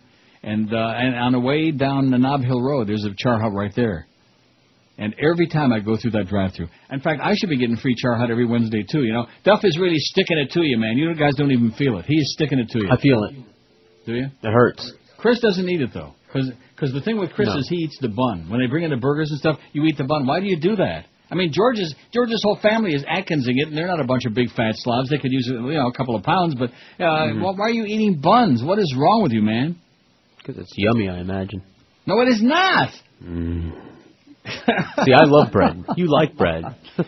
Oh, and Chris brother. loves it more than both of us. Yeah, well, Drop the buns, please. 7 Americans suffers from a terrible affliction, and while others find it funny, to those who have it, it's no laughing matter. It's called frequent burping syndrome. It's terrible. I'll be on a date or a business meeting, and excuse me. See what happens? Frequent burping syndrome. It can ruin your life, but it doesn't have to. Now there's a clinic that can help. Trained specialists, sensitive to the needs of compulsive belchers. A special place known as Burp Enders. Gosh, Burp Enders saved my life. Joanne and I were in love. I really wanted to ask her to marry me, but I just knew that when the moment of truth came, I'd let out with a big ripper. You know. Burp Enders. No shame, no guilt. No more tummy rumbling, smelly belches. No more stopping in mid-sentence to uncork a big, cheesy blaster. Just caring professionals and the help you need. Don't wait. Here's the number to call. 555-2877. That's 555. Burp Enders. Call today and stop being so gross. Oh, don't be gross. Disgusting. That's what Joyce says. Everything is gross. 1022. I'll take a gross of those.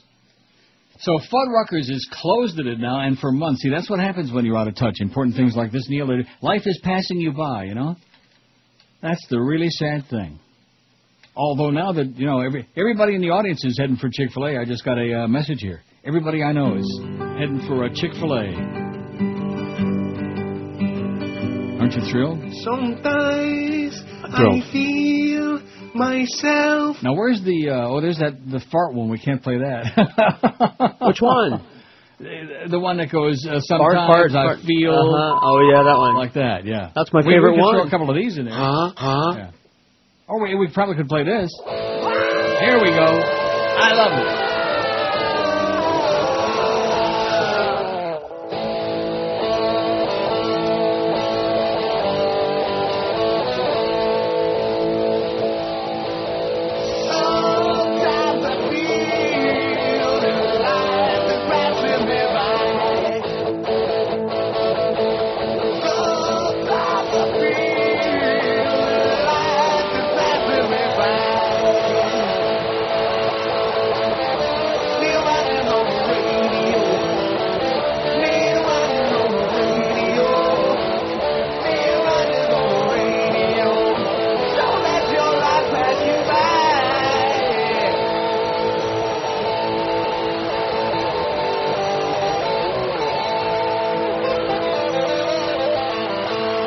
Don't you love that? Now, I wonder what this one is. Now, this is not a good one. And that one we can't play. We can play this. All right. I bet you Joe Bell would like this. Old Jolly Joe. Put your finger way up in your nose until you can almost scratch where your brain used to be. I haven't lost it. Columbia is the capital of South Carolina. What are you talking about Columbia? Columbia. That's what I said the first time. I know that. It was easy, though, to talk you out of it. Yeah, it was. What do I know from Columbia? Except that she's a smuggler. Is it good? I ate there once and it was good. The waffle fries, it was a good chicken sandwich. You know, it ain't like rednecks. Real Yahoo rednecks. That's America for you, baby.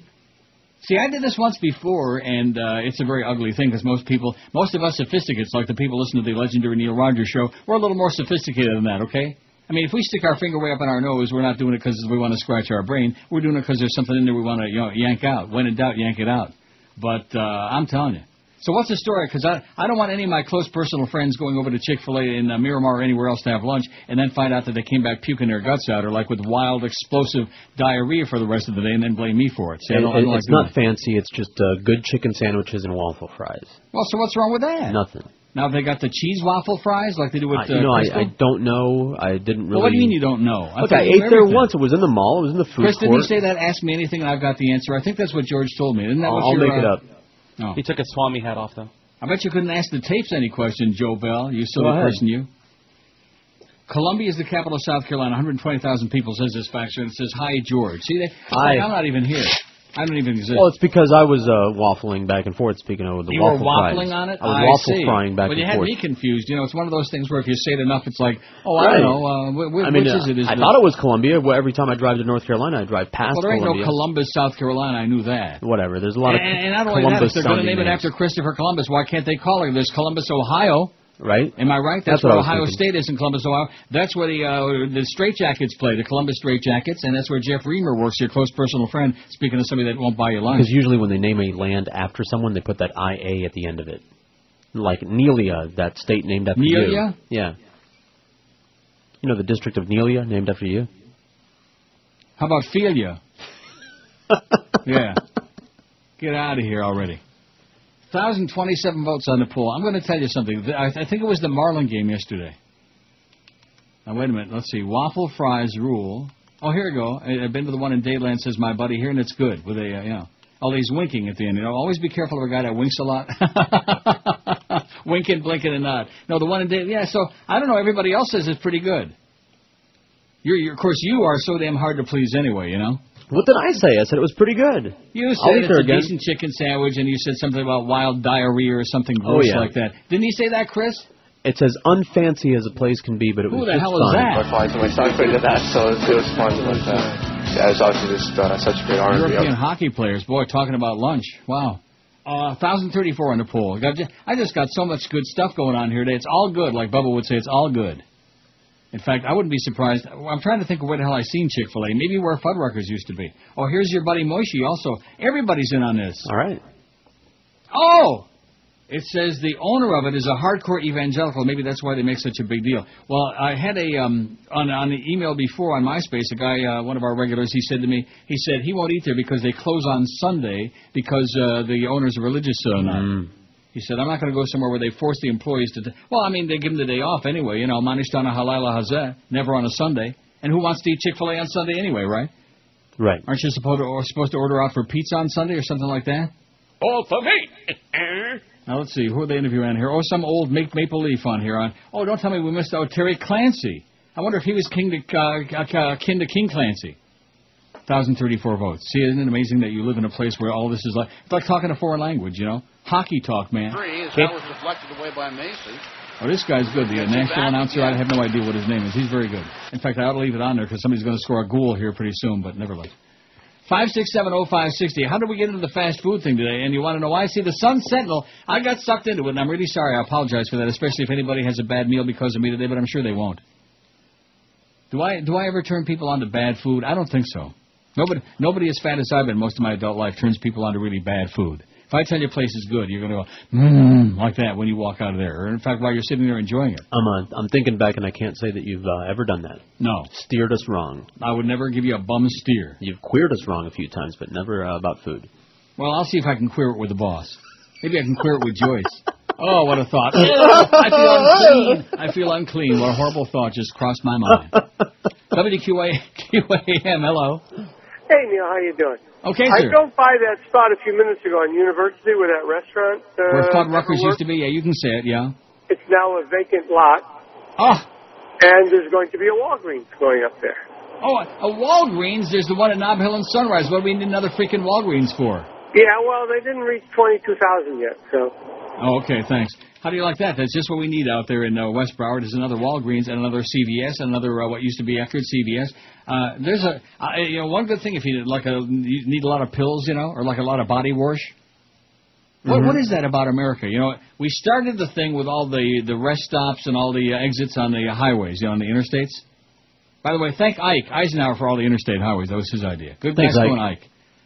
And we started with that, and there at almost every major intersection, there's like a McDonald's and a Burger King and a Wendy's and a Taco Bell and a Pizza Hut and whatever. About at least a dozen fast food joints. And now the new deal is every street corner, like in a residential area, has got to have at least one pharmacy there, at least one drugstore. Must be a lot of people doing a lot of drugs. G. Gordon Liddy, and they don't come any worse than Neil Rogers. Absolutely. Hello, I'm conservative pundit Ann Coulter. Recently, I called Democratic presidential candidate John Edwards a f***. Now, apparently, the liberal, left-wing, tree-hugging media has suddenly decided f*** is a bad word. Hello? Did you hear the applause I got when I said it? Anyway, I've been asked to make a retraction, so here goes. John Edwards is not a What I meant to say is, John Edwards is a pillow-biting rump ranger. That's still okay, right? Hi, this is Isaiah Washington from Grey's Anatomy. I've learned the hard way that words can hurt. While Ann Coulter may be beloved by millions, she wouldn't like it if I called her a bony, flat-chested, horse-faced bitch, even if it's true, which it is. So remember, never call anyone a because are very sensitive. Thank you. Yeah, are we done now? That should hold those What? Yeah, Timmy, you know, old Timmy Hardaway, if you could have heard Bo Camper this morning, you would have upchucked breakfast. I'm telling you that right now. Rationalizing about, you know, Timmy. And that's because he showered with the guys naked. You know, he wore a jockstrap. Anybody who's an athlete, they can do no wrong, you know? Right. And even that big, what's his name, the Chinese basketball player? Yao Ming. How do you know that? Yao? He does commercials. I see. Even that he can do no wrong. Ooh. 5670560. You know where I'm going for lunch? Chick-fil-A? No, in my kitchen. No, what I'm going to do is I'm going to go to... Kitch-fil-A? Chicken Neck never answered my question. I'll tell you what I'm going to do. There was a guy on TV 100 years ago. It wasn't Herb Schreiner said that. Who the hell used to say that? I'll tell you what I'm going to do. It was, I'll tell you what I'm going to do. Yeah. But whoever, he's dead. I'm sure he's dead. So he ain't going to be doing anything at this point. But I'm going to go to a Taco Bell and get that, you know, the burrito with no beans. Oh, I hate beans. Oh, it's unclean, that old bean. You never know where it's bean. And especially those mushy beans, you know, like the Mexicans like a lot, the mushy refried beans. Mm-hmm. Well, what does that really mean, refried beans, when you come right down? Well, let's start thinking about some of this food that we're eating, okay, before we continue killing ourselves for somebody else's fun and profit. Let's start thinking about it. Let's start analyzing it a little bit, huh? I'll go find a refried beaner that can explain it to us. Oh, I bet you in Acapulco you'll find plenty of them, a refried beaner. And maybe at the border you'll find some, too. Refried and reshot. Or maybe retried. How about a retried beaner? Ooh, I'm going to go and get that burrito supreme with no beans, and I'm going to make up my low-carb pasta. Remember I did that once before? Mm-hmm. Oh, man. Instead of using, like, sauce on that, use that stuff on there, like with the sour cream and the olives and all the other good stuff inside and the little chunks of tomatoes. You don't, really cook for yourself? Like, get a frying pan out and brown your beef and all that once stuff? in a great while, if I'm in the mood to do that. Because they sell, mixes, Taco Bell mixes, where you can mix up your own, taco meat with all the same spices. I don't want to go through all of that. I mean, I'm a lazy old Jew. You want me to go through all of that nonsense? All that kazarai, they say in Ethiopia? What's wrong with you? I want you to sit there on your fat ass and order out. What do you mean, order out? Don't they have Chinese delivery over there? Yeah, they do. I'm not going to do that. I'm not that lazy. Oh, okay. I got to walk at least a block and a half to get to my nearest Taco Bell. Maybe 2 blocks when you come right down to it. I'm going to say it to you again. The only reason that I'm alive here today, the only reason is because I'm here. 5 years of walking. No car. Right. I walk, and this is the truth. I walk more in one day being here than I would if I was down there in a year. Well, in one day. Where can I walk? First of all, in Plantation Acres, there are no sidewalks by me. There's nowhere to walk. You can take your life in your hands and walk, you know where I live. Where are you going to walk? Like in the grass? In the weeds? Where all the fallen Melaleuca trees, many of them are still down from the hurricane 100 years ago? I mean, where are you going to walk? There's nowhere to walk. Like Martha and the Vandellas would say, nowhere to run, nowhere to hide. I do love Martha and the Vandellas. I love that Motown. Mm-hmm. Would you please tell me to watch that again before I watch Raising Arizona? And if that guy calls in today and say, how'd you like that movie? Didn't watch it yet, okay? I'll let you know. Because you know me, if I do watch it, one of the first things I'll talk about in the morning when I come on the air is I'll say, hey, I watched that movie last night with Francis McDormand and Dennis Quaid. Oh. See, if he keeps calling, he's going to be overhyping it. Yeah. Martha and the Vandellas, baby, little Motown sound. In fact, we should have had a jingle. Would have been good. Not too late. You want to start it again? Sure. CKLW Motown sound. No, that was not good. That's off the computer here. Yeah, but you got to... All right, I'll do better. Kill it. When they get to the point where they're singing Motown, I'll make up for the delay. CKLW Motown sound. Nah, I think we could use a little work, you know. All right, we'll work on it. You want to do it one more time? All right, one more time. CKLW Motown sound. somehow, see, you're letting the whole jingle end before you're starting. I think that you're hearing it differently because of our delay between us subtle No, as no, it I'm is. not. What do you mean I'm hearing it differently? It's What tight are you as a talking bell about, down here, man. You are a crazy person. I've bell. known it for 17 years, and That's now I right. just got proof. What? How can I be here? You know what that's like? That's like that thing we discussed about farts. Right. And Because saying, well, I think you're smelling it differently than I That's am. right. Well, it's the same thing in the air there. Believe me, it lingers, and I don't want it on my fingers. Oh, it lingers. And the same with this. It's a sound. It's like there's a bear. but you hear the jingle Let's try it one more live. time. You hear In the fact, jingle live. When the jingle starts, that's when you hit it. Okay. CKLW Motown Sound. There you go. That's a little bit better. Not great. All right. So when the you're jingle hearing it. starts, that's when you hit it. The thing is, there's a delay between us going That's how I both hit ways. that. You didn't even notice it. I did. Oh, the load night -8. See, we had a couple of tease days here, and now it's going to be, well, a little taste of wintertime again. That's all right. Don't bother me. Like I said, you dress for it. You put on a nice gown, you know. You put on your nice stockings that come up to your crotch. What do they call those? Those long johns. What you do? Oh, yeah. What kind of people dress like that? Gay. And then, of course, people who live up north. The Scotsman, man, the Scottish. You know, I guess I'm finally figuring out. If you live long enough, you figure certain things out. Why they act so ridiculous up there. And that's because the weather, you know, when I'm in Europe and I'm watching the BBC, or even here I can watch it, or the Sky TV, and they show the weather, and even if it's like sunny and nice in Berlin or Amsterdam or anywhere on the continent, in the British Isles, I would say at least 90% of the time, the weather is really grotesque and depressing. And it's dank, and it's dripping, and it's like the clouds over the British Isles have postnasal drip, and it's always dripping. It's like there's some bad sexually transmitted disease that it's infected the royal family, and everybody else as well, by association. And so, like Scotland, of course, being way there up north, if you think it's bad, like in London, when you get up to the northern part, they're always showing all these gales and winds and the mung and ice and crap. So that's why they have to do these bizarre things to, like, you know, because the weather affects their mind, I guess. Didn't they invent golf, the Scottish? They did. What does that tell you? All I need to know. That's all we need to know is that the Scottish invented golf. And they don't speak regular English, they speak gay. Lick. Or something. And there's nothing like a gay. lick, or several of them. Okay, 1,055 votes in the poll. Well, I'm telling you, what is it lately? I'm just wiggy, you know. I think it was the Chick-fil-A thing. Now, you notice how I hopped on that story, and everybody, all my buddies out there are going to Chick-fil-A for lunch today, and probably, like I said, going to have wild intestinal grip or something like that. What is an intestinal grip? GRIPPE. Remember they used to use, that's a real old-fashioned expression, I don't too, know. isn't it? Is that like Kinda the vapors? Like stomach flu, and then I find out there is no such thing as stomach flu. That's just somebody made that crap up. They did? Stomach flu. Yeah. You think there is such a thing as a stomach flu? I don't know. Maybe, I don't know. I just made that up, too. Grip, GRIPPE. Get a grip, man. Get a grip.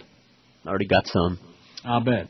1,055 votes. You ought to be ecstatic today. You don't have all that the tar baby on the roof and stuff. I am. You ought to be I really am. pink. In I fact, pulled in here this morning. The Mexicans weren't out there. I was just doing a Are handspring. you starting to pick on the beaners again? Oh, look at this. Here's some more of this stuff they're doing for tomorrow. Oh, you know what? I made a mistake before. What? And you didn't. Today's Thursday. It wasn't tonight. Why didn't you interrupt me? This is not Wednesday. God. About what? It's one thing because I read the DUI checkpoint. That was for last night in Lauderdale Lakes. Oh, I missed it. Wednesday. I keep thinking it's Wednesday. And you want to know why? Because I forgot about Woodbine Wednesday. I mean, I went, but it was mostly a non-event. I lost a little bit, not all that much. I was never ahead at any point. I was never behind all that much. And for me, that's like a major miracle lately, you know? I was kissing my machine, man. But this is a timely. This one's for tomorrow. I apologize, by the way. Lauderdale Lakes, the coast is clear, okay? Go out and get plastered is my suggestion. In fact, if you're going to be anywhere near Lauderdale Lakes, probably a good idea to get plastered first. BSO deputies will conduct DUI saturation patrols tomorrow from 8:30 tomorrow night until approximately 5:30 Saturday morning in the following areas: Deerfield Beach, Pompano Beach, and Oakland Park.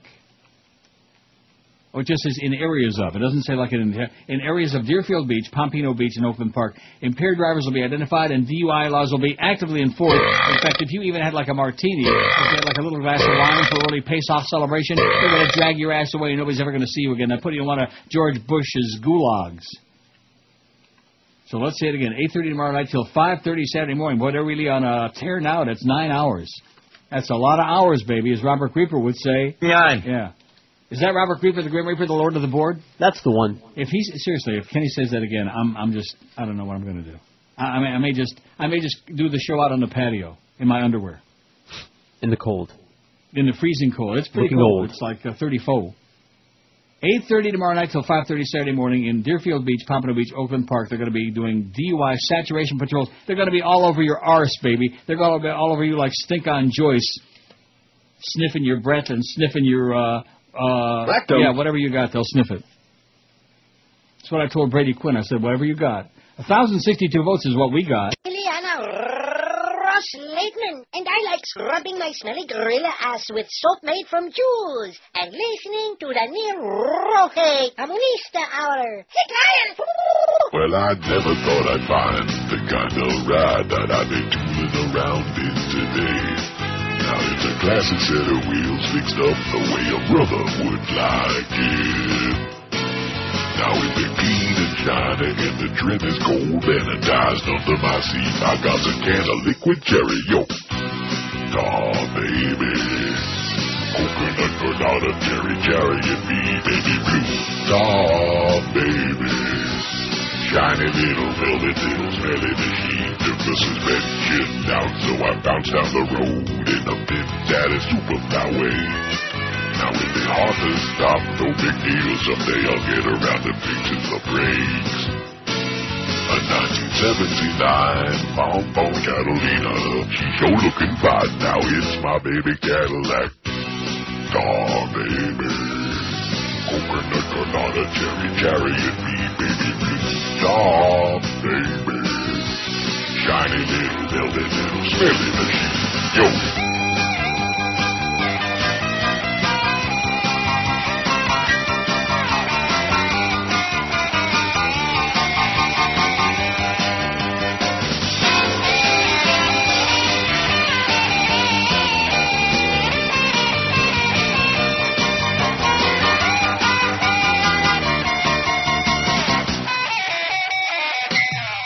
I got my windows down on a hot summer day, 'cause the AC don't work no way. The sweaty crush all seat starts to smell and gets the tussy working overtime. Now on my back seat you'll find a shiny ground that smell like lilacs. My carpet shiny too, 'cause I've been washing it with Armorall. Aw, baby. Coconut, granada, cherry, and me, baby blue. Aw, baby. Microscopic wheels going over speed bumps ain't too smooth. Aw, baby. Fresh velour interior, be fancy to me, baby blue. Aw, baby. Hey. 1203 at 560 WQM, home of Chick-fil-A, baby. Now, I probably shouldn't say that because the guy next door over there at KFC loves us. And remember, he sent a bunch of food and stuff. That's right. He sent a nice note. He loves me, he loves you. He might even like I was going to say love. Might even like Chris a little bit. Maybe. Well, Chris hasn't been there long enough for anybody who wants to love him yet, you know. You think? To love somebody. You feel loved by the audience, Chris, or not? Nah. No, not yet. A little bit too soon for that. You know, I mean, don't start, kissing on the first date and get a little bit too, keep a distance. And then on the second date, that's when you come in for the kill. 1,071 votes. We'll go over 1,100 this half hour. I'm thinking like 13 today, aren't you? Aren't you thinking like 1,300-ish? Yeah, sounds about good. That sounds good to me. I think it works. It works for me. Here's the Marlin pregame show, by the way. Aren't they playing today or what? I wish. Oh, come on. Be a sport, man. Well, they play every day, but not every day is on the air. I know. We don't carry all the games, though. What kind of a public service is that? If we're real Marlin people, now where the hell is what I'm looking for? I can't find it. I'm looking for the Marlins baseball schedule for the pregame broadcast and regular. I printed it out when I was down there in Florida, and now I can't find the damn thing. I can't find the dang thing, as Buddy Bud Paxson would say. Those dang Italians, you know. Phony baloney, baby. That's Buddy Bud Paxson. Phony as a $44.50 bill. Can't find the damn thing. Isn't that sad? Marlins schedule? Because it would be nice to know, but for show.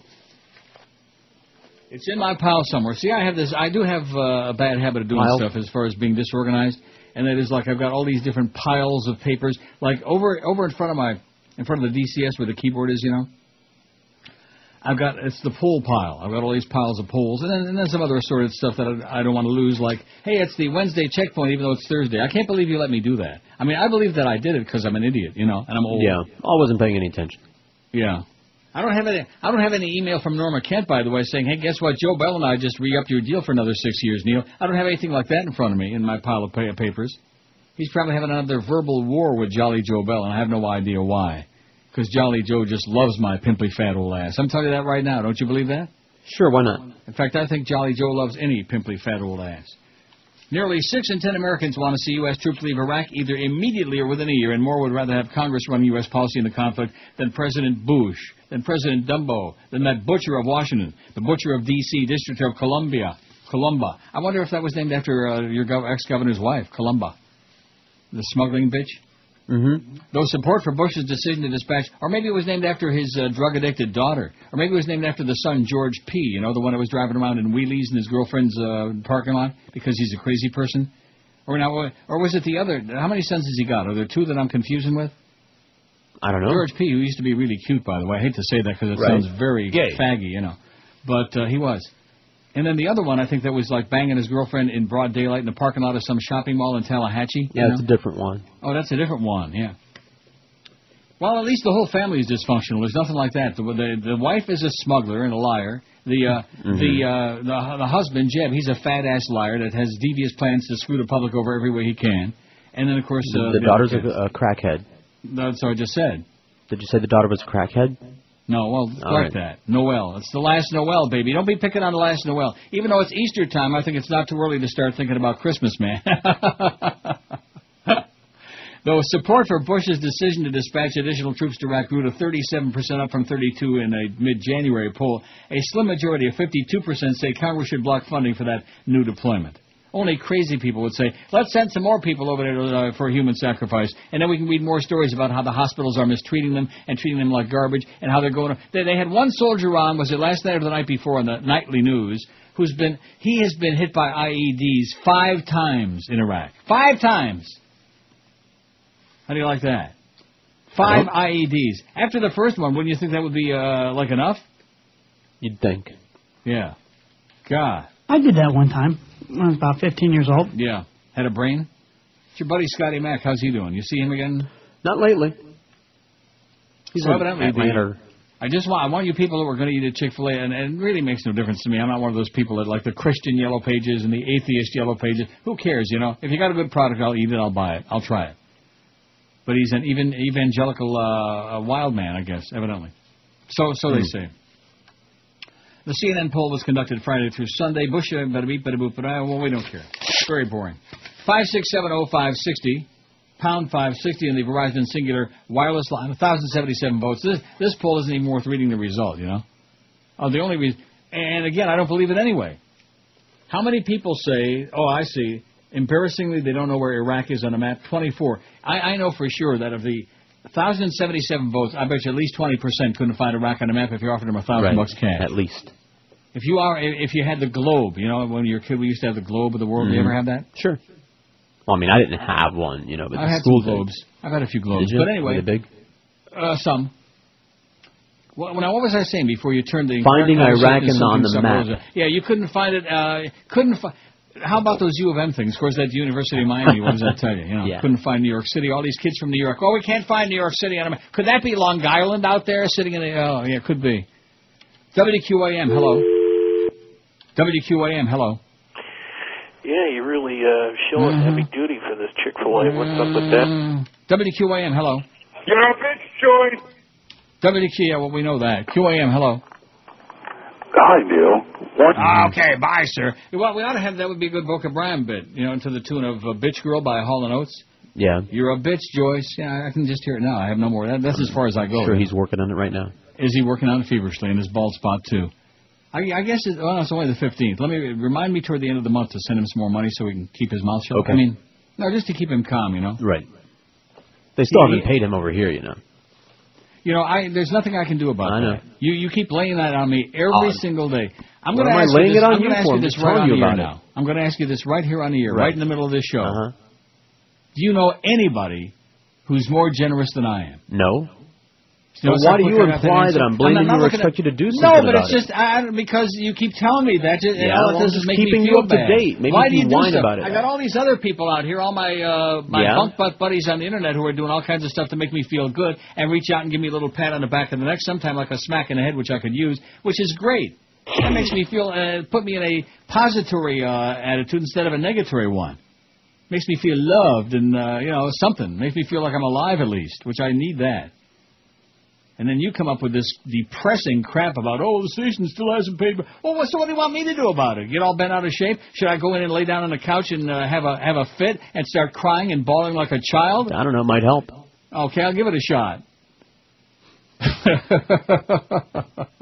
I only do that on those days when you come in a little bit late and I have to listen to too much of the morning show.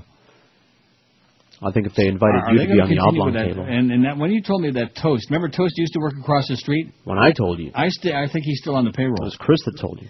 When you put that square table thing in there. No, I think that was a And one of the questions I heard this morning as I had the level turned down almost in the off position was, who was your favorite lesbian couple? I know the guy's going to call back. You ought to be ashamed of yourself, Neil. Oh, and you know what? You didn't remind me. A 19 minutes till that basketball game between Irondequoit and... Don't worry. Yeah. I'll be right on it. WQAM, hello. Hi, can I speak to Neil? Speaking, sir.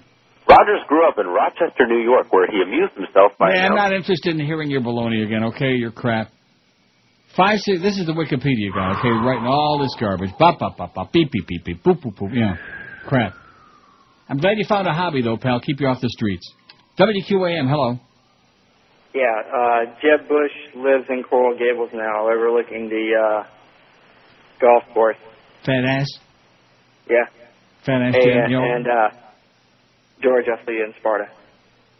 See? What did he say? I didn't hear what he said. See you in Sparta. I guess he lives in Sparta. 5670560. I think he's talking about Spartacus. Maybe he thought you were Tony Curtis. He got you guys confused? I love you, Spartacus. I always thought you looked a little bit like Tony Curtis. I got the butt chin. Or is it Jamie Lee? I'm not really sure. Right there. 1083 on the poll. I'll read the result again maybe one more time during the show because it's just one of those, WQAM, hello. Account.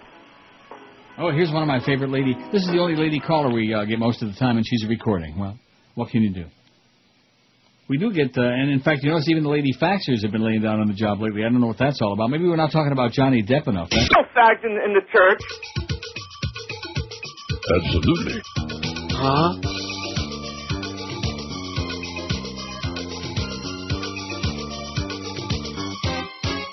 My name is Barry, sing like a fairy. I write bad songs about romance while I'm wearing spandex pants. I'm kinda shrimpy. My songs are wimpy. I had a series of big hits, but that was back in '76. Now no one wants to hear. They only laugh and sneer. They won't admit that they own my albums, cause my songs are queer. Got a nose shape like a banana. My two fans both live in Montana. Got a nose shape like a banana. Up my nose you could fit half of the city of Atlanta. Rectum. I write the song.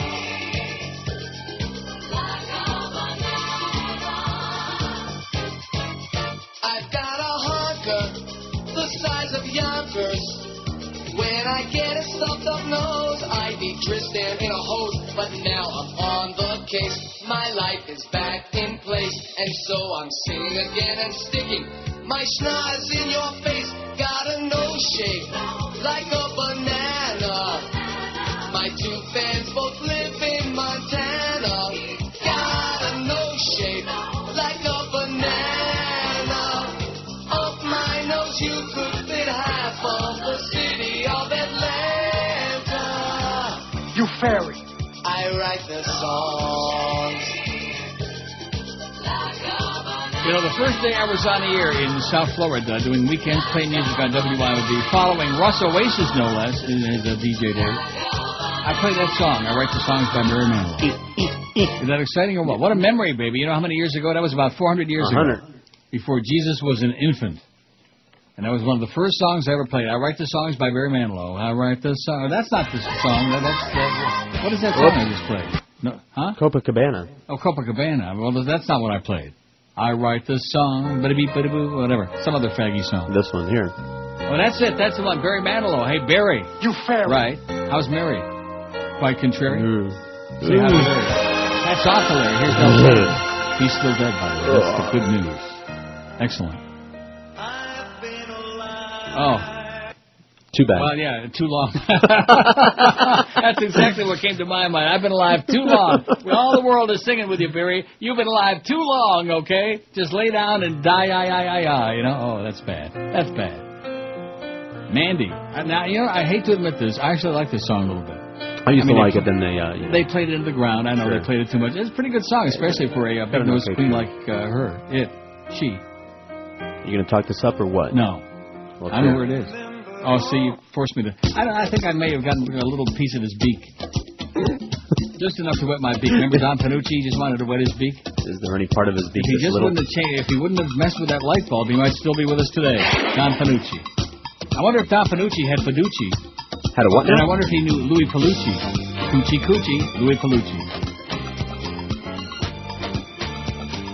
I thought we just got through playing this thing. Yeah, the real one. Oh. WQAM, hello.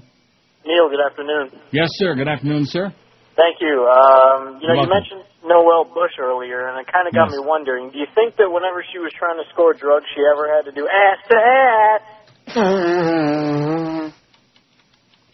5670560 and pound 560 on the Verizon Singular Wireless line.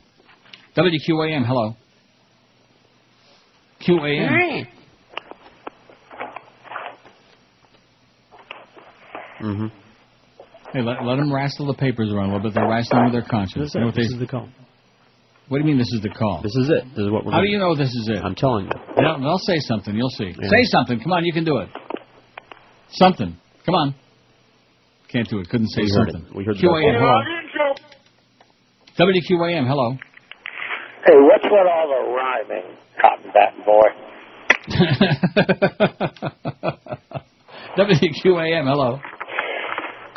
I hope I never get hit in the ring. WQAM, hello. Hey, Neil. Yes, sir. 3 quick things, buddy. Uh-huh. Aventuras Fuddruckers is definitely closed. Yeah. Okay? And when you So play is Corky's, by the way. North Miami Beach definitely closed. When you play that And Wolfie's. Godfather song, Yeah. Are those the airplane wheels skidding on the runway? Yeah, that's right. It is, right? Am I right? Good thinking, man. You're sharp. You're sharp as a matzo ball, pal. Here we go. Let's hear those tires squeal on the runway. Eventually. I mean, how long does this go on before we hear the tires squealing? We heard it. It was right at the beginning. Oh, it was in the beginning? There. Yeah, there they are. See, I stepped. No, that's bad. I stepped on it. That's really bad. I promoted a DUI thing for last night, and then I stepped on the wheels. So it goes to show you. But you know what the good news is, Chris? 1,100 votes on the poll. All right. Now, we're not going to make it to a 13. I don't know what you're talking about. You're hyperventilating today. You're dreaming. Like I said, They can do it. 12 plus, whatever we can get. No, no 1,300 today. Stop with the baloney. WQAM, hello. Passover begins April 2nd. Okay, Mike. Okay, thank you. Say hi to Russ Oasis. Look out now. Okay. Oh, now he's ad-libbing a little bit. All right. That was the fake Blind Mike, but we'll take it. No, it was not. Trust No, it was me. not. All right.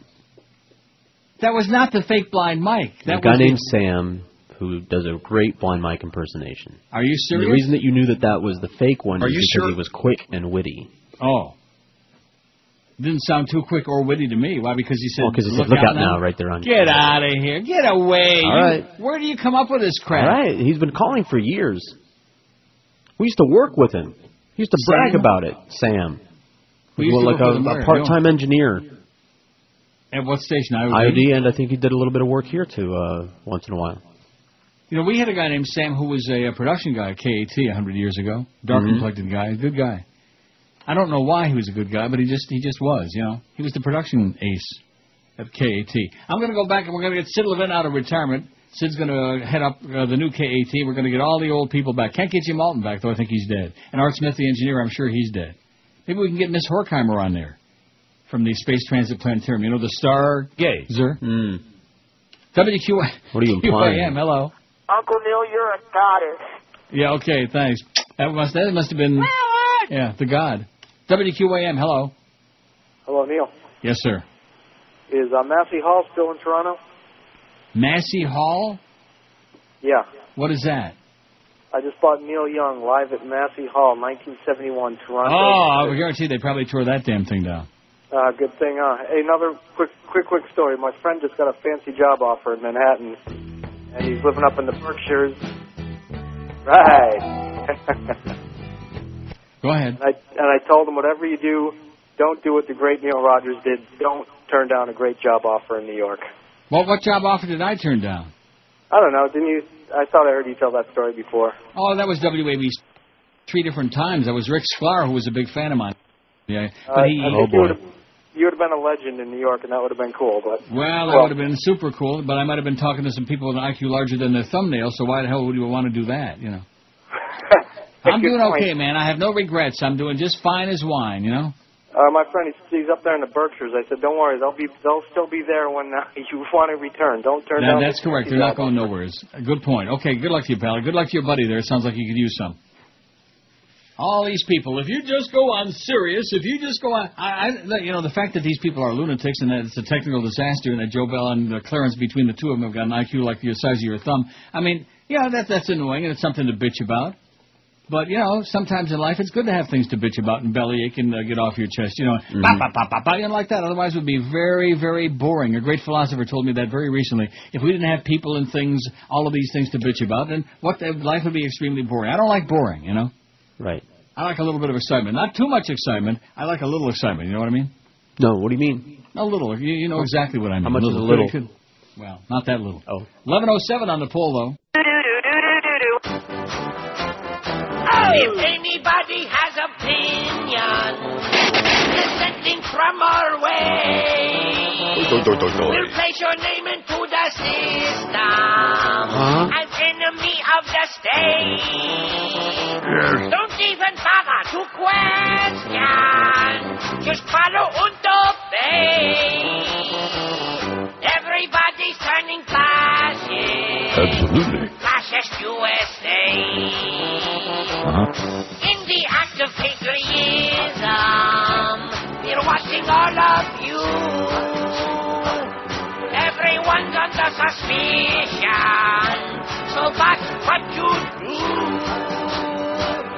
Take that information, and all you mindless fools in Bush Fatherland Nation, Fascist USA. You gotta hate those Jews. And Clinton liberals too. Believe everything we tell you on the state-run news. Blood war and for cornbread. Fill up your Escalade. A Reuben Cheney Bush venue. Fascist USA. I'm dying over here. We don't mind to see our jobs go. A bad economy's good. We're fascinated by J-Lo. Don't read no stupid book. Rectum. All now are embracing the Pax American way. Everybody's turning fascist. Fascist USA. Well, as Steve Nickel would say about J-Lo, she's got a great ass. Like he said about Aaron Summers. Get down on your hands and knees and lick my boots. No thanks. 12:32 at 560 WQM. Happy Thursday to you. I cannot believe that I did that thing reading the stupid ass thing. It said Wednesday right on it. What? You weren't even paying any attention. Yeah, but we've all done that. Read the wrong day. Chris never did it. I'll go a whole radio show doing that sometimes. Not yet. Not yet. Oh, hey, Hoops. Oh, that's right, 12:32. I better turn on TSN right now, which is owned by ESPN now. Well, there's Mohammed Akbar. Oh, they got Motoring 2007. Oh, it's on the network, you said. It's on CBNS.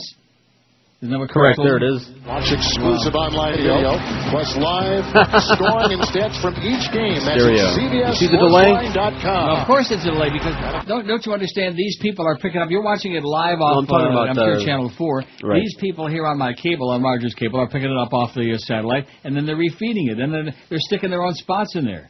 Now, who's playing here? Maryland and Davidson? John Davidson? Very, very solid job. He altered 18-8. It looks like a real barn burner, baby. It looks like Nip and Tuck. Or Nip and Suds. Oh, 13-8, whatever the hell it is. It's, nobody cares. Far off the curve. Treated by a lot of schools, but they promised him playing time at Davidson. He didn't want to what's this announcer? He does some of the NFL games, too. I cannot stand him. He sounds like Kenny Albert, like he's got a mouthful of elephant dropping. Oh, my goodness, I'll tell you. Oh, my goodness is right. Okay, well, that's enough of it for me. That's all I need. I'd rather watch the Leafs beat Tampa Bay from a couple nights ago. I'd rather see that as opposed to this. Let's get some hockey talk on it. Fortunate that a kid with that much energy and that much skill to put on display every night maybe is kind of losing interest down the stretch here, knowing that their fate is already sealed. But who knows? Who knows? That's right. You tell him, Brian Duff. Everybody's named Duff. Hey, Duff. You fairy. 11:20 on the dial. That's KDK Pittsburgh is 10:20 on the dial. Excuse me, I say 11:20. I don't know what that is. 5670560. Pound 560 on the Verizon. See, once upon a time, the AM dial was really exciting. You know, like when I was a kid 600 years ago, before they invented, like, iPods and stuff. AM radio was really exciting when there was nothing on FM except a bunch of classical slush and garbage like that. And everybody had an AM radio. They had, like, a little transistor sister. When I was at Michigan State, I had, like, a little white RCA transistor radio. Mm-hmm. And you could drop that thing, you could smash it, because it didn't have any tube. You know, it was at that point they started making all these transistorized solid. Now they call it solid state, right? Right. They call it rock solid state. And everybody had those, and even in East Lansing there, Michigan State, in my dorm, we'd listen at night to WABC and WLS Chicago and CKLW, all these other great stations. You know, at nighttime with those big 50,000 watt, and of course in Florida, nobody could hear most of that, which is one of the reasons Florida turned into what it is now. An outdoor septic tank. WQAM, hello. Don't ever use Taco Bell napkins to wipe your... I'll give that a try today. How do you like that? I don't know if that's such a good idea, getting that. Well, why not? It sounds really good to me. It was great the first time I've done it, but I'd have to get off my fat arse and go all the way over there. It's at least a block and a half. Ooh. Yeah. WQAM, hello. Yeah, hi. Is Yes, there a process on that square? Yeah, there's a process, all right. WQAM, hello. It's called putting your neck in a guillotine. QAM. Neil. Yes. Long time, brother. All right. Hey, listen, I just want to say greetings to you and belated congratulations on your 30s. And I ran into Rick Leventhal a couple of weeks back. Wow, Rick Leventhal used to work at Channel 7 right next door, right? And he asked if you were still on the dial, and he thought that for sure you would have been retired. I told him you're still going strong. But if I was still on the dial, where is he? He's up in New York with Penny. Teddy? Penny Daniels? Penny Daniels? You remember? Yeah, that's right. I do remember that bitch. I mean, I remember Penny. Penny's from heaven. Penny's from purgatory. Okay, well, say hi to Rick again. Thanks a lot. He's okay. He's a good guy. I love this show. One thing about all those fakers, man. Let's see. It says if you go to Taco Bell, make sure you check your bag to make sure you got what you ordered. Oh, will you stop? Stop. This isn't South Florida. This is Toronto, baby. This is a real city where we got all these real people working. You know, people from India and Pakistan and Hong Kong.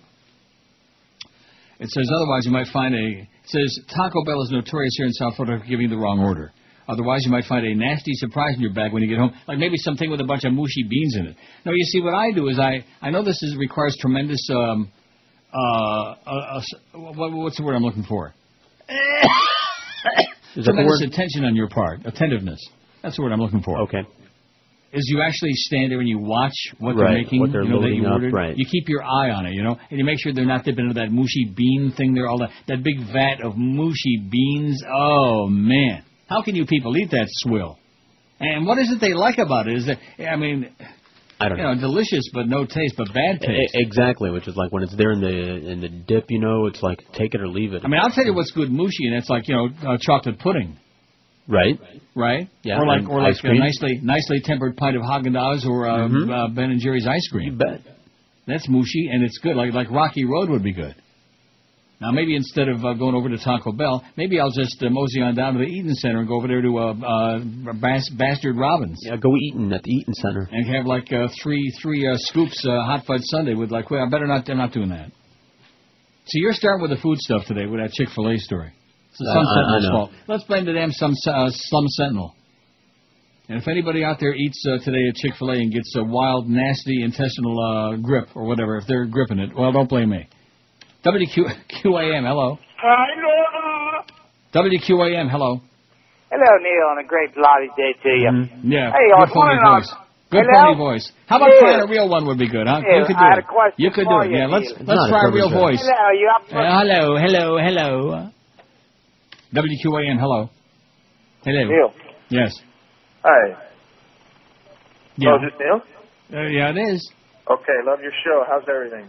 Everything is great, Pally. How's everything by you? How's things, man? Everything's good. How's every little thing?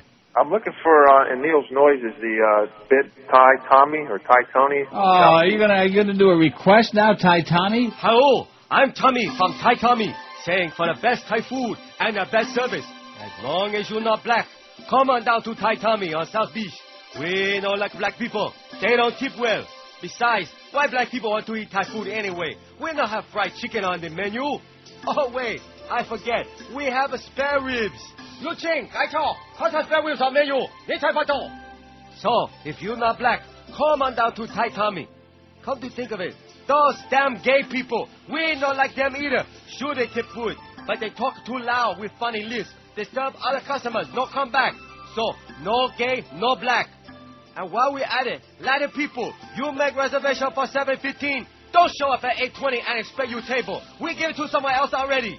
Latin people always late. No black, no gay, no Latin in Thai Tommy. And Jewish people, you stop bickering over bill. Who cares who have what? Pay where and go. Settle outside. Take 45 minutes trying to divide up bill. We don't want you here. No Jew, no black, no fag, no Cuban. And white people, you think you're better than everybody else? Complain too much if we don't kiss your ass. You no come back. No white, no black, no Jew, no Latinos, no gays. Everybody else, for the best Thai food, come on down to Thai Tommy on the beach. Hurry before we have to close. The biggest names, the best talent. This is Neil Rogers, Sports Radio 560 QAM. God.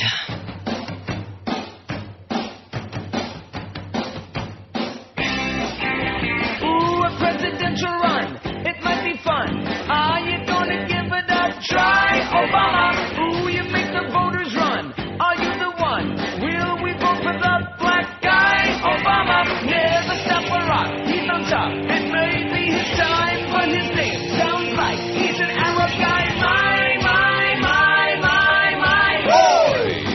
Barack Obama. Barack Obama. Barack Obama. Barack Obama. Stop. Rebound score. Calgary wins the game. All right, let's have a little hockey talk. What do you say? Oh. With old Bob Cole, who just turned 400 years old. 1,131 votes on the poll, by the way. Pretty impressive, if you ask me. You are there, aren't you? I'm right here. Because I had a little hockey talk. We had like about 4 seconds of it. Oh, hockey talk. What's that got to do with hoops? To go up and down the floor. Oh, let's not hear that college hoops crap. What's a SCO? I don't want to know no mo. I can watch it in HD on the show. Let's see. Oh, not on this set. I can't. Like I said. How come a guy like me, with all the bucks that I'm making, how come a guy like me don't have a really nice HD set right in here beside that Toshiba in the other room? Because, number one, it won't fit on there. Number two, what do I need that for? Although I could be watching a basketball game in HD. Do you think the Canadian Maryland guys play 23 better and because we're Davidson close to the 22. border? Maybe. Only an hour and a half drive What from is this here guy's to name? Toronto. He does the NFL games, too. Chilly He's and rainy. got a horrible voice. Christmas now. That's who I'm asking. I'm sure not asking I don't you. remember his name offhand. You know who I'm talking about, though, Yeah, I know right? you're talking about, though, yeah. Oh, he is just horrible. Vern Lundquist. Lundquist. See, there you go. Great minds work alike, or something like that. Vern Lundquist. Fat minds work alike. Let me get that off of there real fast. Go to any other channel. Anything else. Anything but college hoops. Oh, you better get with it, Neil. That's what all real men are worried about right now is college hoops and all the bets they have on the games, right? If they didn't have the ability to bet on these games, they couldn't give a crap less about, Loyola Right. and Chattanooga and, Ipswich and all these other, Ypsilanti. I can't wait for the big game between Ipswich and Ypsilanti. 5670560 and pound 560 on the Verizon Singular Wireless line. WQAM, hello. Neil. Yes, sir. How you doing today, sir? Great. How are you doing, sir? I'm fan-damn-tastic. Listen, I got a great idea for you to piss even more of those religious groups off that call into your show and bitch and write you letters. You should read the letters and piss them off even more. 'Cause I'm sick and tired of hearing them complain and bitch about you. You're the best. Bye. What? Do you have any idea what he's talking about? None whatsoever. It has nothing to do with college hoops at all. Like that. Let's hear it again. Okay, just in case you missed it the first time. All right, I'm the best. That was He a right tape, about right? that. Thanks for kissing, Pally. Kissy, kissy. Although never on a first date. 1,137 votes on the poll. We'll make 1,200, I think. That's the goal. And Chris in there, 13, 14. Come on, let's do 1,600 fat so you can do it. You better, today's the Ides of March. You think on the Ides of March these people have got time to be potchking around voting on our stupid-ass poll? And this is not a good poll. I'll give you the result right now. Now, this poll is terrible. And I think it's one of Charlie's, okay? And Charlie sends so many good polls. He's not going to feel bad about that, is he? And even if he does, screw you, Charlie. We don't care. He knows he's a valuable resource. He is. He's a great resource to this show, man. A guy that's sent in 6,000 polls already, and a couple of them were actually pretty good. Embarrassingly, I don't know, and that's got a list of stuff, but I know the answers to all of these. 70% of our astute audience, 797. 797 out of 1137. I hate this poll, 10.8%, 123. They don't like it. I can understand. I can relate. The words to the Star-Spangled Banner, 83. They don't know them. And who cares? We don't have the Jose Feliciano singing the Star-Spangled Banner. That's RCA. No, I don't. I don't even have Please Nav Your Dead. I love Jolise, whatever his name is. Jolise Navidad. Feliciano. Yeah. The answers to several of them, you just relax. It's not like I'm losing it. It's just, when you talk crap 4 hours every day, you're going to get your tongue where your tooth is supposed to be, where my bicuspid used to be. Maybe I'll go back to the dentist again. The answers to several of these, I don't know. 65, that's tragic. Where Iraq is on the map, that's up to 27. Most of these people are liars. Liars! If we put a gun to your head and we said, okay, we're going to pull the trigger unless you tell us where Iraq is, just say, go ahead. The answers to any of these 12, I don't know. And that's crazy. Pledge of Allegiance, 8. I pledge allegiance to the fag. Huh? Is that how it goes? Mm-hmm. One nation. Indivisible. Bush. Yeah. Used to have liberty and justice. And for justice, everybody knows where we go for justice. Don Corleone. That's right. And that should be in the Pledge of Allegiance, shouldn't it? Let's get the senator to work on that. The senator from Nevada? Who our nation's capital is named for, 7. What sides fought in the Civil War, 4. Oh, East and West, I'm sure. What year America declared its independence, for? Who was president before W, for? That's just got to be a joke vote, okay? That's just silly-ass crap. How many stars there are in the flag, too? Although it could be who was president before W. It could be your people, Because it wasn't one of those, it was some comunista. Comunista, Clinton, comunista, comunista. How many stars on the flag, too, and how many states there are in Union, too? And there may be some relationship between the two. I could be wrong about that. Out of now 1,144 votes. So they're starting to come in chunks now. Doug Thompson's got a column I should have read yesterday, but we had a short show yesterday. You can blame the Marlins that you had to wait a day for this, because everybody loves Doug Thompson, and his astute commentaries from CapitolHillBlue.com. Don't we? Yes, we do. Yes, we do. He says the Bush administration, trying to extricate itself from yet another scandal, tries to dismiss the firing of 8 U.S. attorneys who failed the White House loyalty test as a legal move because the attorneys serve at the pleasure of the president. Okay, fair enough. But let's remember that under our system of government, George W. Bush serves as president at the pleasure of the American people. And we've got a news flash for you, Mr. Bush. We, the American people, no longer believe you should be serving at our pleasure. So if it's okay for you to sack 8 U.S. attorneys because they're no longer serving at your pleasure, then heed the call of the American people who think it's high time you packed your bags and vacated your temporary residence at 1600 Pennsylvania Avenue. You've overstayed your welcome, Mr. Bush. American voters delivered a strong message last November. We're sick and tired of your lies, your corruption, and your illegal and immoral war that sent so many Americans to their death. It's no longer our pleasure to have you serving as our president. Hell, for some of us, it was never our pleasure to have your lying, corrupt ass in Washington and took the Supreme Court to put you there after you lost the popular vote nationwide. That alone should have sent a message. Most of the Americans who voted nationwide didn't want you to be our president. That means you started out serving without our pleasure. I'm not surprised you sacked 8 U.S. attorneys. White House documents show you wanted to fire them all, but that would have raised all kinds of red flags. So you got rid of those with the gall to prosecute crooked Republicans for their crimes and hoped it wouldn't become a public issue. But it did. Just as so many other examples of your questionable actions have emerged to reveal your deplorable levels of criminal activity. I'm also not surprised that Attorney General Alberto V.O. 5 Gonzalez is in the middle of this latest scandal. Gonzalez would be just another ambulance-chasing shyster in Texas if he hadn't proven his loyalty to you by twisting the law to fit your despotic ideas on leadership. Like John Ashcroft before him, Gonzalez is a knee-jerk conservative lightweight who puts power above the law and politics above the Constitution. Your actions over the last 6 years showcase your utter contempt for the Constitution and the will of the people. You've forgotten that we the people are your boss and you're an employee who serves in your position at our pleasure. So let's follow the example you set with the dismissal of 8 U.S. attorneys. Mr. President, you're fired. That's what Doug Thompson says. You're fired is what he says. How do you like that? We're going to send your ass to Abu Ghraib. Yeah, maybe the rest of you, too. It's just amazing to me. All the crap that's going on, and they're still talking American Idol, and there's still stories about Anna Nicole and who is the father of the baby and who's the father of America and all this stuff. I think Tom Brady done it. Looks to me like he's a man on a mission, or maybe in the missionary position. What I don't understand is calling me 2 weeks later and still being mad. Look, sports is nothing more than a release mechanism. It's a chance for a few hours, either in the course of the radio program or in the time you spend in the stadium or the arena, to forget about all the other problems. Yeah, forget about it. That's right. Bob McCown on the Fan 590 in Toronto. He's pretty good. And he doesn't take it all that seriously. See, that's what I like is guys, if they're involved in the sports business, that's how they make their living, more power to them. But they don't take it all that serious. Like they realize that it's just, like he just got through saying, a diversion, a perversion for whatever, Go to a game for a couple of hours. And like he said, let's not be talking about it a week later and still be pissed off about it. And what do you think about Danny and Jimmy? And what do you think about the coach? And what about that Nick Saban? Shouldn't we tar and feather him and lynch his ass? About, Coach. Yeah, the coach. What do you think about the coach? Coach. Coochie. How's old Bob Kuchenberg doing? They used to call him Cooch.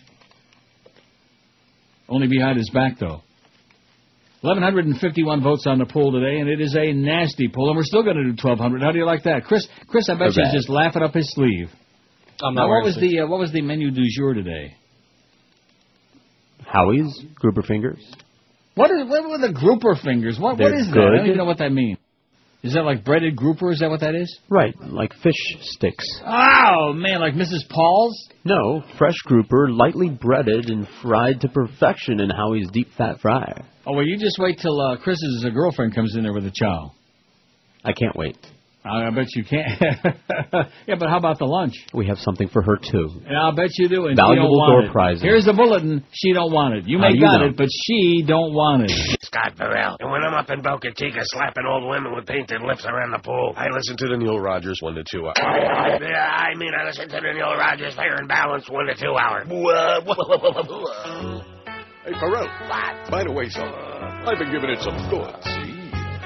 Well, what do you think of this? I knows that me and you can do much better going 6 to 10 and not at 5, a Gentile and a cranky Jew. I think we might be happy together.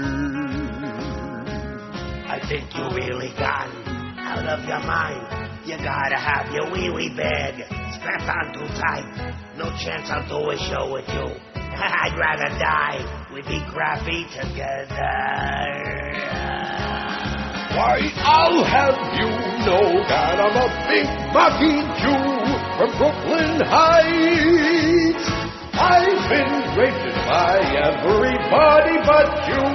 You're not my type. Me and Mo, that would blow. No way that if we had a fight, that you'd survive.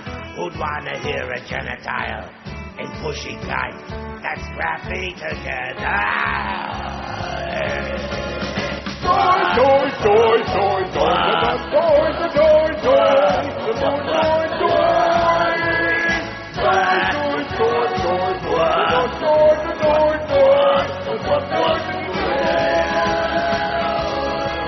a show with you and me, for me, is much better 6 to 10, not 5. It's only right that I should get more sleep at night. I think we might be happy together.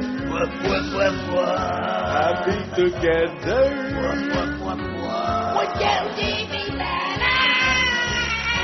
No!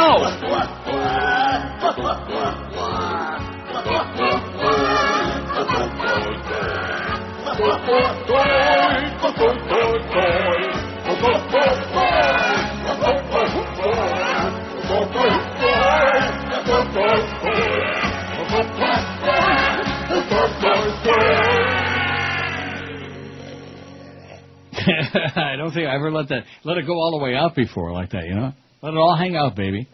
101 at 560. You know, a lot of chicken neck bits are like that. There's like a little something special right at the very ass end. You know, like that thing about the sooner or later, you know?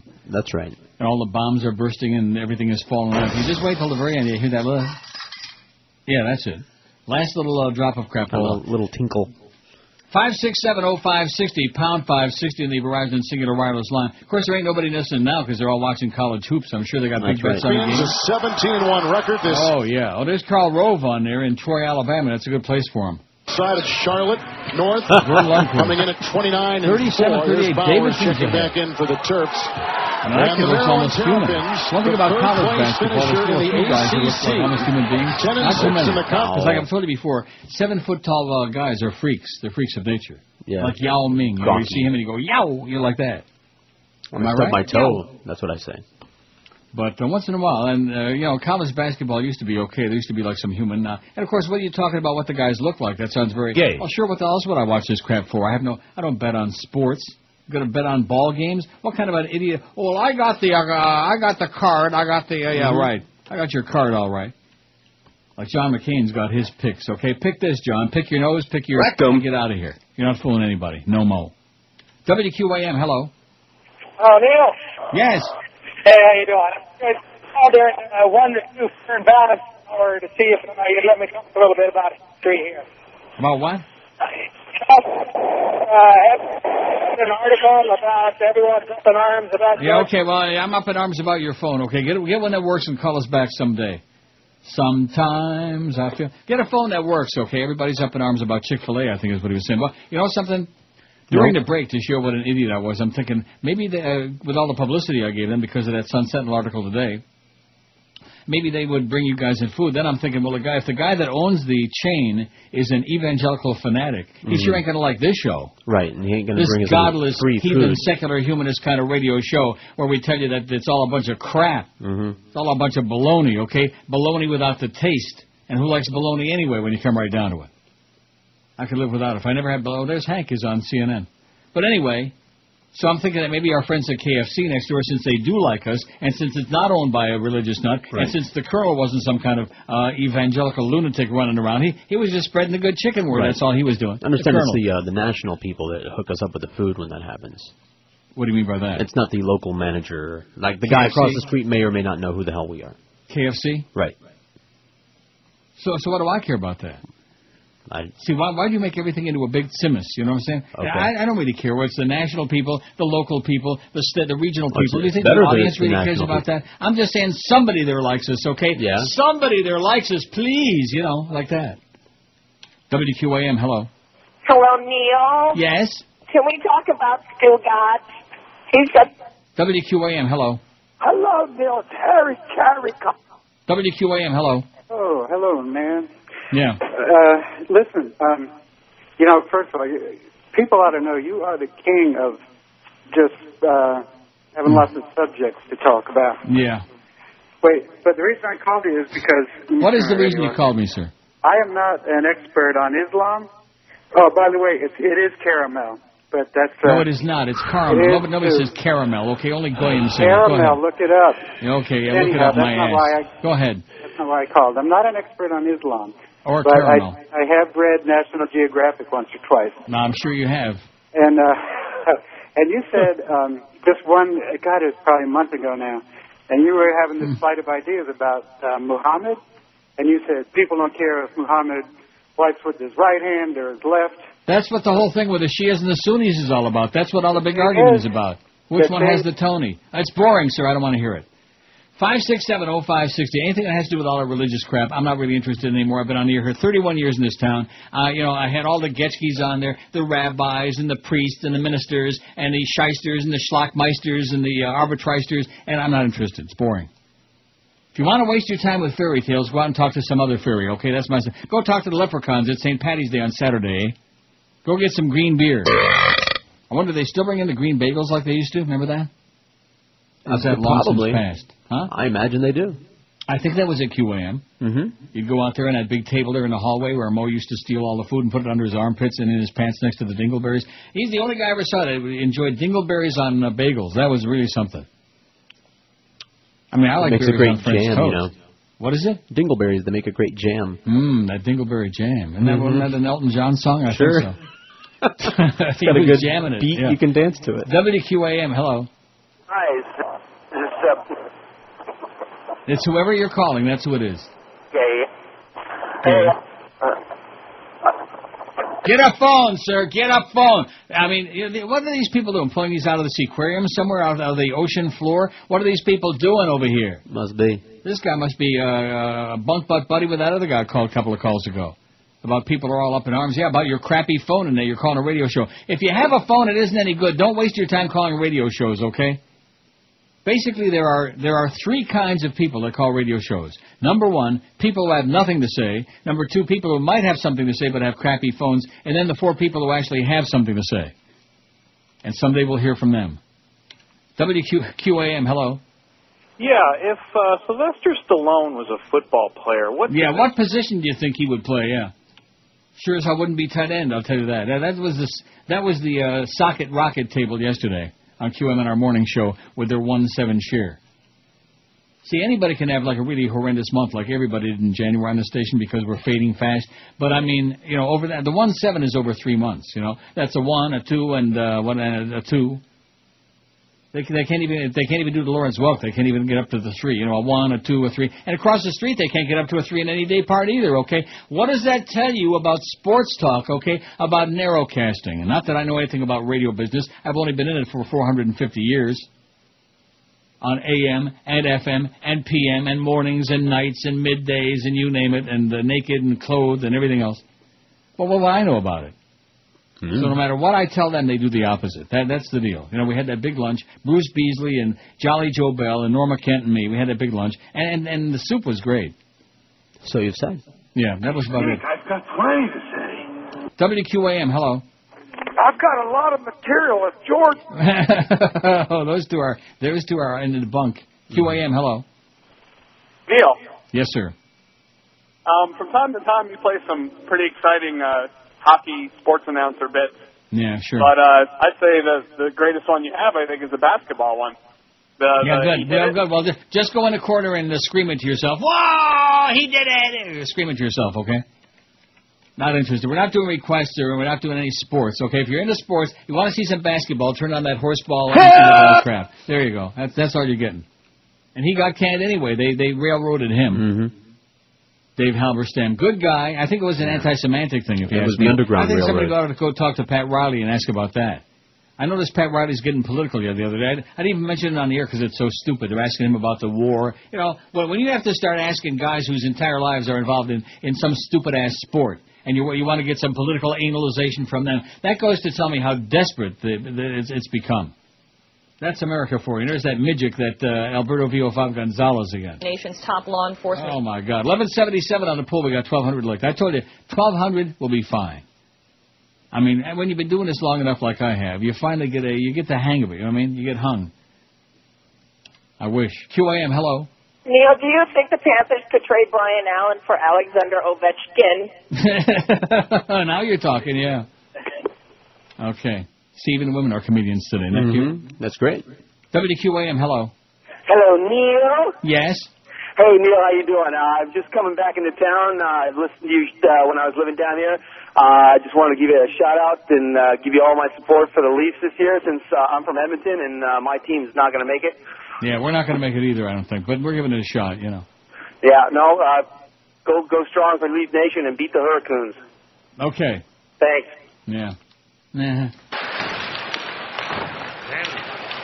Long week pass for LePerriere, who battles in the corner for it. Calgary and Colorado, man, I can barely think of a worse matchup than that. I wouldn't watch that if you paid me by the second. I would probably go out and go to Chick-fil-A first.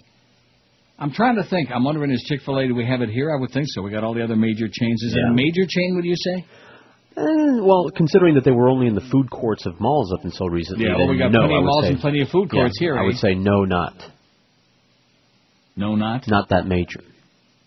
How about minor? Okay, how about major, minor. I see. WQAM, hello. Hi, Neil. I remember your... WQAM, hello. Drugs today. Yeah, he is out of control. QAM, hello. Neil. Yes, sir. Is this Neil? Let me say it again. Yes, sir. You said Neil, and I said yes, sir. Wouldn't that indicate to you it's probably me? Yes. That's good again. Hi, Neil. Caller. Is this Neil? I was listening last week, and you were talking about Steve called the guy who wasn't there.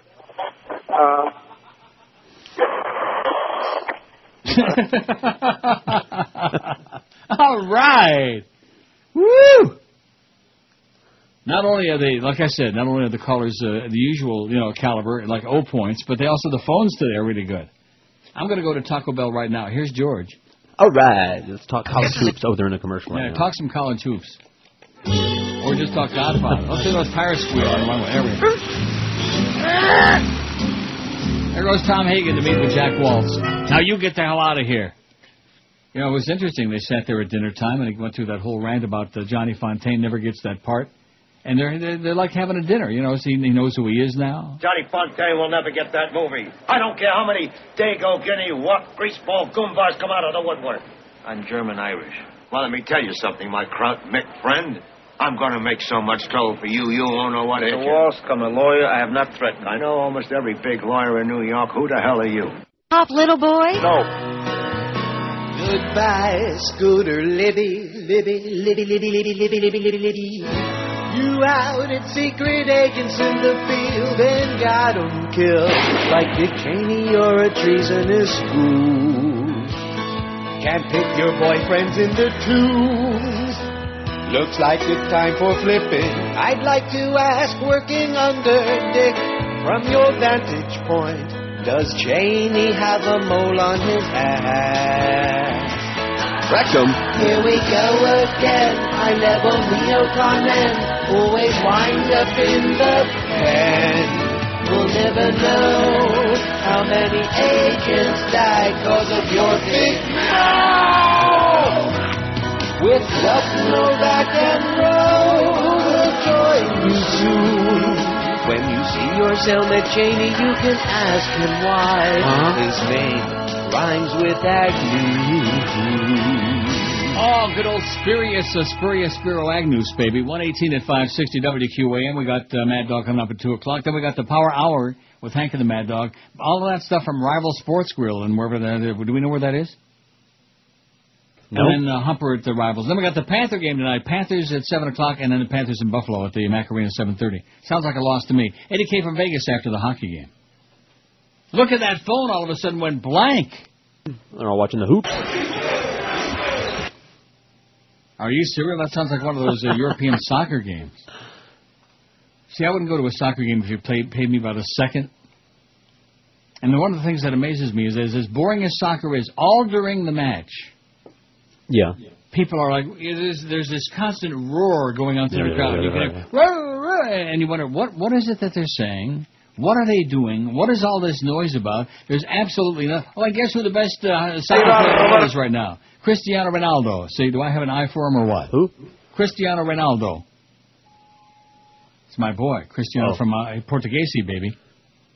56705. See, you probably don't like the Portuguese either. You don't like the Mexicans. You don't like the Nicaraguans. Got no problem you with the certainly Portuguese. don't like the people from Dominica Republicana. I have no problem with any of those people. None of them are gypsies. How about the Hondurans? When you get to the gypsies, then I'll have a problem. Are you saying the Mexicans are gypsies? Is that what you're saying? No, I didn't say that at all. What did you say? Beaners? I said they're fine, hard-working beaners.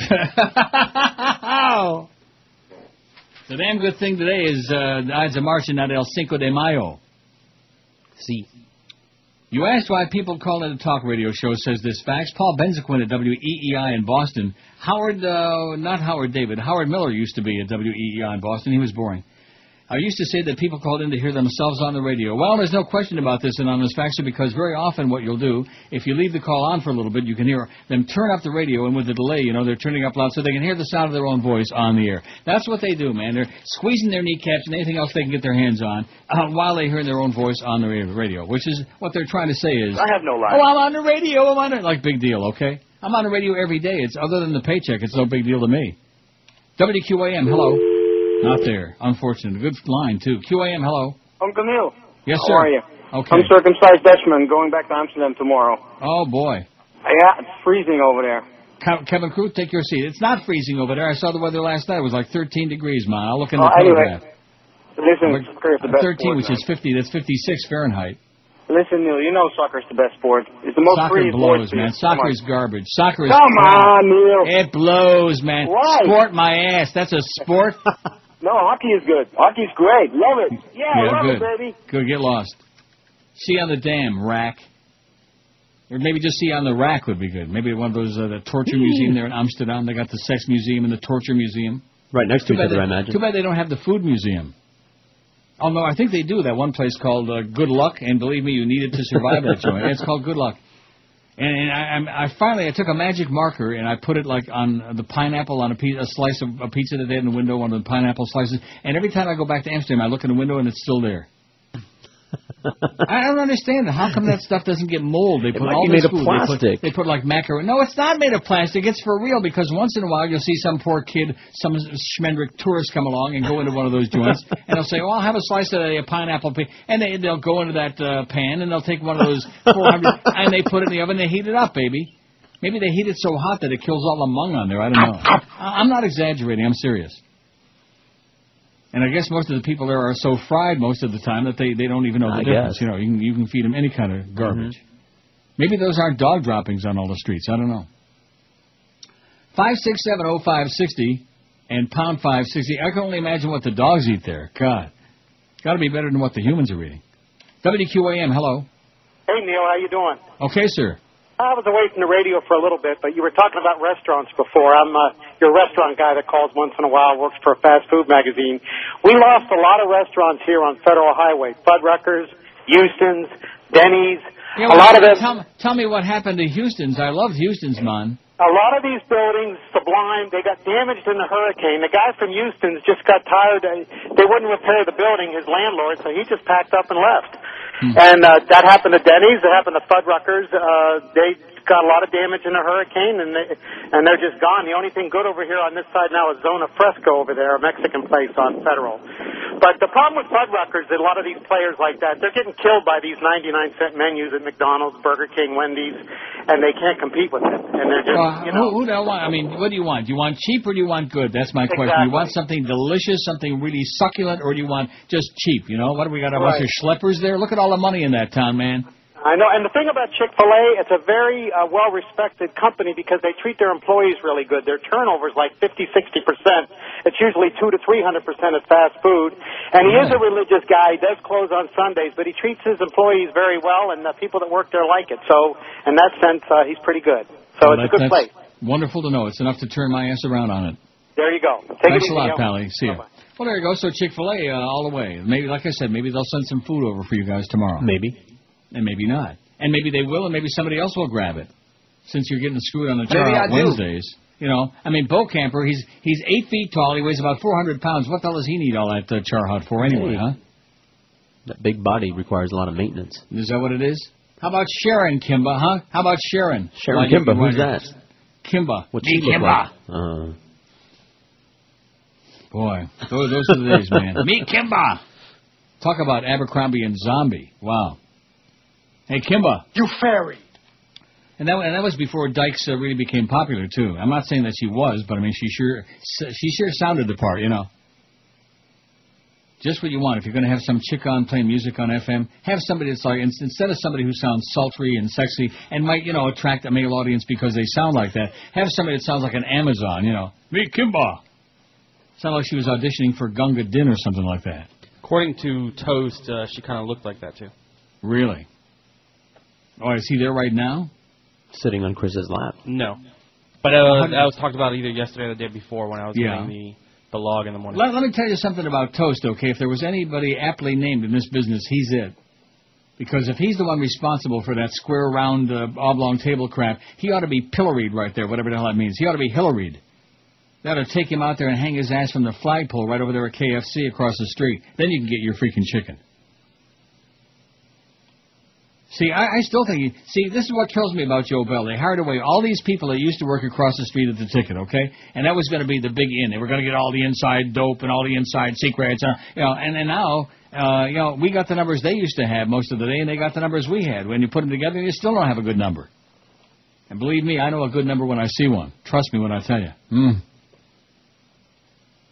25 past 1 at QAM. There's no point in even bemoaning that fact. Because, like you say, as long as we keep talking sports, why should anybody care about that? It's like good. the other day yesterday when we had not only the Marlin exhibitionist game on in the afternoon, but if that didn't put you out like a light, then the baseball game with Rutgers last night ought to do it.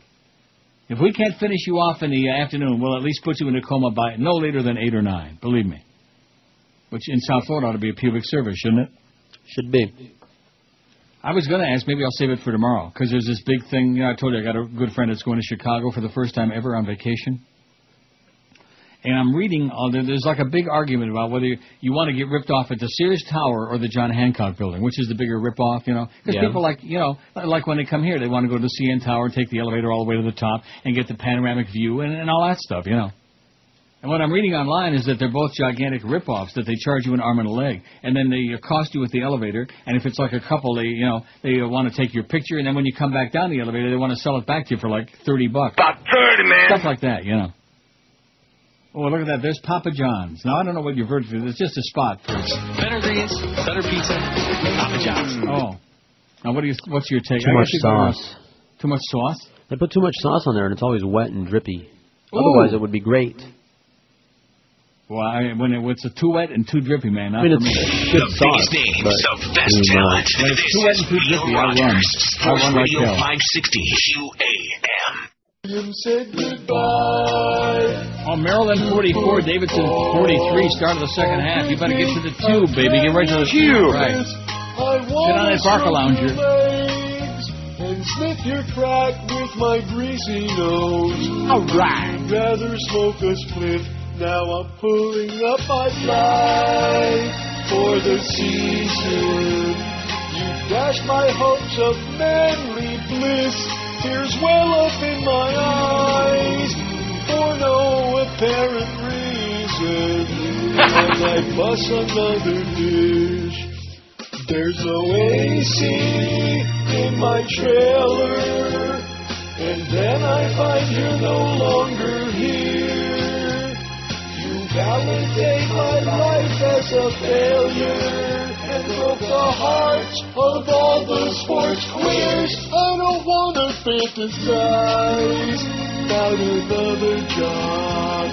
It's your toes I want in my mouth on behalf of undersized fans who like Sport Hole Radio. Don't leave us like this. You fairy. Now only Shaq's thumbs we can kiss. Huh? 132 at 560 WQM. Oh, look at that. It's good, baby. It's good. It's a three-pointer, it looks like to me. All right. Of course, I'm not paying any attention to it, and this is all clips from the first half anyway, I'm sure. Isn't it? Sure it is, Chris. What? Exactly. Now, who do you like, the Wildcats or the Twerps? I went with Terps. The Twerps? Yes. You can now use the futures market to bet on hurricanes. Not the hurricanes, but just on hurricanes in general. Speaking of what that guy said before, that was kind of interesting. See, this is what happens when you live in a place where there's hurricanes all over the place and everything keeps getting blown to pieces, and people just finally say, to hell with this already. To hell with it already. That's what they say. And they shut the doors. Because Houston's there on Federal Highway. That was like legendary. Didn't you love Houston's? I always used to rave about the great soups they had and the honey mustard dressing on the shallots and stuff. Right. I liked it the one time I went there. It was great. Gone. Starting starting Monday. What the hell day is it? Starting Monday, the Chicago Mercantile Exchange began offering contracts covering the arrival of the first 3 hurricanes in Florida and 4 other coastal regions during the 2007 hurricane season. These contracts, which are an extension of the CME's existing weather contract market, provide insurance firms, oil companies, utilities, and others an opportunity to cover risks not protected by traditional insurance policies. A contract essentially works like this. After a storm begins forming off the coast of Africa, for example, a buyer can obtain a contract covering the first storm to make landfall in Florida. The risk level of the storm would be determined by a sliding scale. The CME Carvel Hurricane Index that takes into account the size of the hurricane, maximum wind velocity, and damage potential. The scale starts at 0 and rises as the storm becomes larger and more powerful. If the storm approaches any part of Florida, becomes a higher category hurricane, the index rises. Thus, a contract purchased when the index was at 2, for example, at $2,000, could be worth $10,000 when the index rises to 10. So the more, obviously, the more you want the hurricane to be gigantic and cause a tremendous amount of damage just to somebody else. The futures owner can hold on to the contract at $10,000 or sell it for a higher price if the risk increases, if it becomes a category 7,000. If it becomes the big blow. If the contract is worth $10,000 and the hurricane strikes Florida, the holder can obtain $10,000 cash within a few days. This compares to traditional insurance policies where claims may not be settled for months. It's like going to the track. It's like going to Woodbine. Only actually something comes out of this machine, I guess, maybe. But if a hurricane does not strike land in Florida during the 2007 season, a contract, whether it costs $2,000 or $10,000 or more, is worthless. Worthless. Just like our sales department, worthless. Hurricane season runs from June 1 through November 30th. About 30, man. Here's the Ides of March today, by the way, in case you haven't noticed. Following the devastating 2005 hurricane season that caused an estimated $79 billion in damage, it became apparent there was a limited capacity to insure customer claims, said CME Alternative Investment Products Director Felix Carabello. With these hurricane contracts, insurers and others will be able to transfer their risk to the capital markets and thereby increase their capacity to insure customers. Bada beep, bada boop, bada boop. So what do you want to bet? Big hurricane, small hurricane, Category 1, Category 10, Category 4 million, Category 83, whatever. Maryland 44 and Davidson 49. Wow. Who the hell is Davidson? Anybody know who the hell they are? I don't. They're ranked number 13. Maryland's ranked number 4. Nice free throw, baby. There we go. 50. David, let's root for who's now. Obviously, Maryland's the favorite. They're ranked number 4, right? The Twerps. Correct. And they're getting their ass kicked by 6. Of course, there's 18:05 to go in the second half. And do you see that? He threw up a rock. Airball. He threw up a rock. He threw up a stone. He must be stoned off his ass, that guy. Now, let's see. Davidson's got 4 out of the 5 guys are white guys. That's only a 2-pointer. Oh, geez, not good. Not good. So anyway, anybody wants to see this crap, it's on television. I'm going back to hockey or something. This is so boring. I used to like basketball once upon a time before almost all the players were a bunch of 7-foot-tall freaks. All that slam-pajama crap. Yeah, slam this. Slam it in your pajama. Let's see if there's any hockey stuff on. He's driving wide. That's a big-time save by This is still at Calgary, Colorado. Oh, boy. What a matchup that is. That's enough to put you into a terminal coma. It's enough to put you into a Terry Schiavo. 567-0560. The phone again. Dead as a doornail, man. Just when we thought that things were really starting to pick up this week, weren't they? We were on fire. Flaming, some might say. And then you start talking about that Chick-fil-A stuff. It says, with regards to Fuddruckers, it was okay, but for my money, the best burger you can get around here is Char Hut. Well, we won't argue with that since they're a fine sponsor, and since, like I told you, I used to go there all the time. That one in Tamarack on the way home from the pill doctor. Definitely worth the price compared to the burger chain. See, this business about worth the price, I mean, how much are we really talking about here, okay? I'm not, also it says Papa John's is too doughy. Sauce is too wet and too much and too doughy. Maybe he's talking about the price again. No, you see, one thing about it, like in Italy, the Italian people love their food, as you know. They're big into food. And so they will spend an inordinate amount, a disproportionate amount of money on food because it's important to them. Muy importante. I'm sorry, that's the wrong language. Well, whatever. You know what I'm saying? What are you saying? I'm saying that Americans just want cheap. They don't want quality. They want cheap, cheap. Like the guy said a little while ago, the fast food expert. That's why Fuddruckers went down the drain, one of the reasons. They couldn't compete with them little squirrely burgers. And in fact, I'm surprised there aren't like Crystals all over town if that's the case. You know, you fill up the whole trunk for about $3. I'll take 700 of those Crystal, bacon, whatever those things are. $12.10 on the pole. It's like Greens in Detroit years ago. Greens and Top Hat. We used to have Top Hat hamburgers, the same thing. You drive through them little greasy burgers, the little tiny ones on the big puffy buns, you know. And the meat, it's like mystery meat. You know, it's the size of your thumb. I long for the days, baby. I long for those days. Here he goes again, living in the past. That old Neil, that ancient old troll. When you go into like in a how many times have we talked about it? Like that place on Red Road. What is it? Red and Bird, that drugstore. Allen's. Very good. Excellent job, George. Allen's Drugs, baby, where they have the old-fashioned fountain. And you sit down and you watch them make the burger, the big, thick, juicy burger right there on the grill. And then they put the cheese on there and they put the little the cover over the top and melt that cheese on there. And you get me a nice, fresh, real burger made with real ground beef, baby. Now, do they have a soda jerk? And they got a soda jerk, idiotic jerk. And I'm sure they do. And you watch them make like a real malted, oh, God. Something for real as opposed to prefabricated stuff that comes out of a gigantic box somewhere, you know. That's the one thing I will say about the fast food joints, and this is the truth.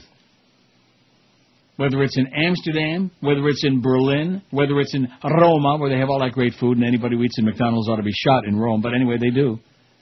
No matter where you go, it's all the same. That's one thing that they do guarantee. It's all consistent because they send it in these gigantic cartons. I have no idea where they, where they're killing the animals or whatever, but it's all exactly the same. If you got a cheeseburger at a fast food joint at Burger King or McDonald's in Berlin, it will taste exactly the same as one you get in next to the Sawgrass. All right. Well, at least it's consistent, like an Amsterdam. At least it's edible. At least you know what to expect in Amsterdam. Just because everybody's stoned, can't we have like a little real food in here, huh? And of course, the big specialty is pea soup. Is one of them. Oh.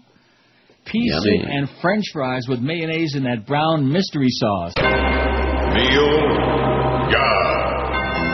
Playoffs, what the hell is that? Quit being picky, will you? Alan Cohen's going to be upset. Then you will really fear him. Loser. Every good Christian knows a game to play, and it's not so very hard to do. The name of the game is the Bible says, if you interpret it the way we do, tell people you know the way. The Bible says, invite them to your house. The Bible says, take their possessions away. The Bible says, and then you burn it down. You can get somebody to believe anything if you make the Bible say it's true. No matter what you do, you can be guilt-free. The Lord will always forgive you. Pick up a poisonous snake. All right. Wave it all around. Find an abortion clinic and shoot a doctor down. Everybody, pray along with me, okay?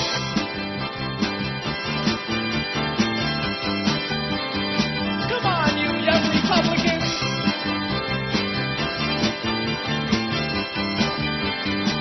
Beat the crap out of your kids. Or to the right of me bow. Go on a pilgrimage and pass the Kool-Aid around. Bite off the chicken's head to make a sacrifice. Look at that, California's moving their primary up too, February 5th. Everybody wants to get a head start, baby. Everybody wants to be poised. And I'm going to tell you right now, Barack Obama will wipe the ground with Hillary's ass in the California primary. Next February 5. Mark it down. I just got through telling you that. 1:46 p.m. on the Ides of March, Thursday, March 15. The old fag says on the radio, Barack Obama will clean up big time in California. You know what I'm saying? What are you saying? You'll see. All right. You're going to kick her ass sideways to next Friday. Well, that's tomorrow, ain't it? What is it that happened this week? I don't know. It's just, not that I'm complaining, you understand. This week has just flown on by. Yeah, it has. Marlin game yesterday. That's right. Yeah. Oh, we need to arrange a lot more of those. 1,219 votes on the poll. I guess I'll take one last peek at it, okay, even though it's really very, very bad. It's bad. And so will this call be. QAM, hello. QAM. Hello. Yeah, I told you. I knew it would be good. They're wrestling with it. 1,224 votes. Oh, look at it. There's Swillery. Okay, so then... and there's John McCain. He's got 2 chances, none and much less than none. 1,224 votes on the poll. Embarrassingly, I don't know, and then you fill in the blank. I know the answers to all of these, 854. Just under 70%. Liars. I hate this poll, 131, 10.7%. A lot of hate in the air. Can't you hear it? A lot of hate. The words to the Star-Spangled Banner, 91. The answers to several of these, I don't know, 67. Dummy. Where Iraq is on a map, 31. 31 people finally have admitted they couldn't find Iraq with both of their hands and half of yours. How do you like that? Probably couldn't find their ass either with all 4 hands. The answer to several of these, I already said that. Answers to any of these 12. All right. Who our nation's capital is named for, 10. Isn't it Benjamin Harrison? The Pledge of Allegiance, 9. Who was president before W, 6. What sides fought in the Civil War, 4. What year America declared its independence, 4. How many states there are in the Union, 3. And how many stars there are on the flag, 2. Oh, there's Arnold. There's the epitome of what's wrong with America today. There is their showman Arnold signing a measure to move up California's presidential primary. California. Here's a guy who's governor of a state he can't even pronounce it. Oh, well, let's change the law so Arnold can be the president, right? And keep in mind, of course, his father was one of them Austrians. California. That made the Nazis look like, a Sunday picnic. The Austrians made the Germans look like... they were like Nazi deluxe. Yeah, that's right. They made the Germans look like Nazi light. The I eat grapes. I'm a grape eater. Yeah, eat this. 5670560, pound 560, and then even today this show has just flown on by. You think we had something scintillating going on here? It's the college hoops. Oh, that must be it. Super Duper Tuesday is primaries. I thought that had something to do with the ball game. I was on CNN and Bill Schneider's on there talking about Super Duper Tuesday with the primaries. Of course. And what's your score in this game now? It's tied. Oh, man, the tension you can tell with butter. That means nothing. There's 14 minutes to go. 52 apiece. Davidson and Maryland. 13th ranked Davidson, 4th ranked Maryland. Any interest? No. Not by me. I'm shutting it right off. What a bunch of swill, man. I bet you they got that Calgary-Colorado game still on. No, that's the Penguins. You know, the Rookie of the Year race might have been over right there. That's the most spectacular of the goals for Evgeny Malkin so far this season. He has Evgeny Malkin, what's that? What that? Hockey team in South Florida. You know what that's like? That would be like opening up a halava stand at the North Pole. I mean, what is the point? What is the point? 1,227 on the poll. What did I tell you, Chris? Shoot for a little over 1,200. You know what I said? Yep. I'm getting to be an expert prevert on this stuff. I got my thumb right in there. That's why you're legendary. QAM. Hi, Neil. Yes, sir. How you doing? Great. Hey, guess what? What? I'm looking at it. Okay, good one. WQAM, hello. Guess what? Hello, Neil. Yes? Yeah, this is Arnold. I'll snap you like a twig if you continue to talk about me like that. WQAM, hello. Firewall to Calgary. WQAM, hello. Neil, good afternoon, sir. Yes, sir, good afternoon. Now that Fuddruckers is closed, the Juice is going to have to find another place to go eat because that was his favorite spot. Really? Oh, yeah, I've seen him in there 4 or 5 times, him and his entourage. Not the one I'm talking about. This must be in Kendall? So the one in Kendall, yeah. Boy. But he was in there with his entourage 4 or 5 times, my friend, loading up on the 1-pound burger. Well, that's some pretty interesting stuff, man. Not with his entourage, man. He was in there with his entourage. I don't care. We have no interest in O.J. They ought to take his ass away and do a Sodom on his ass. Just hang his ass, not the rest of him, just his ass. Yeah, they ought to sodomize him, that's right. Isn't that what they do to your car? Is that they simonize it or they sodomize it? I think that's what they do. Well, it costs extra, but they'll do both.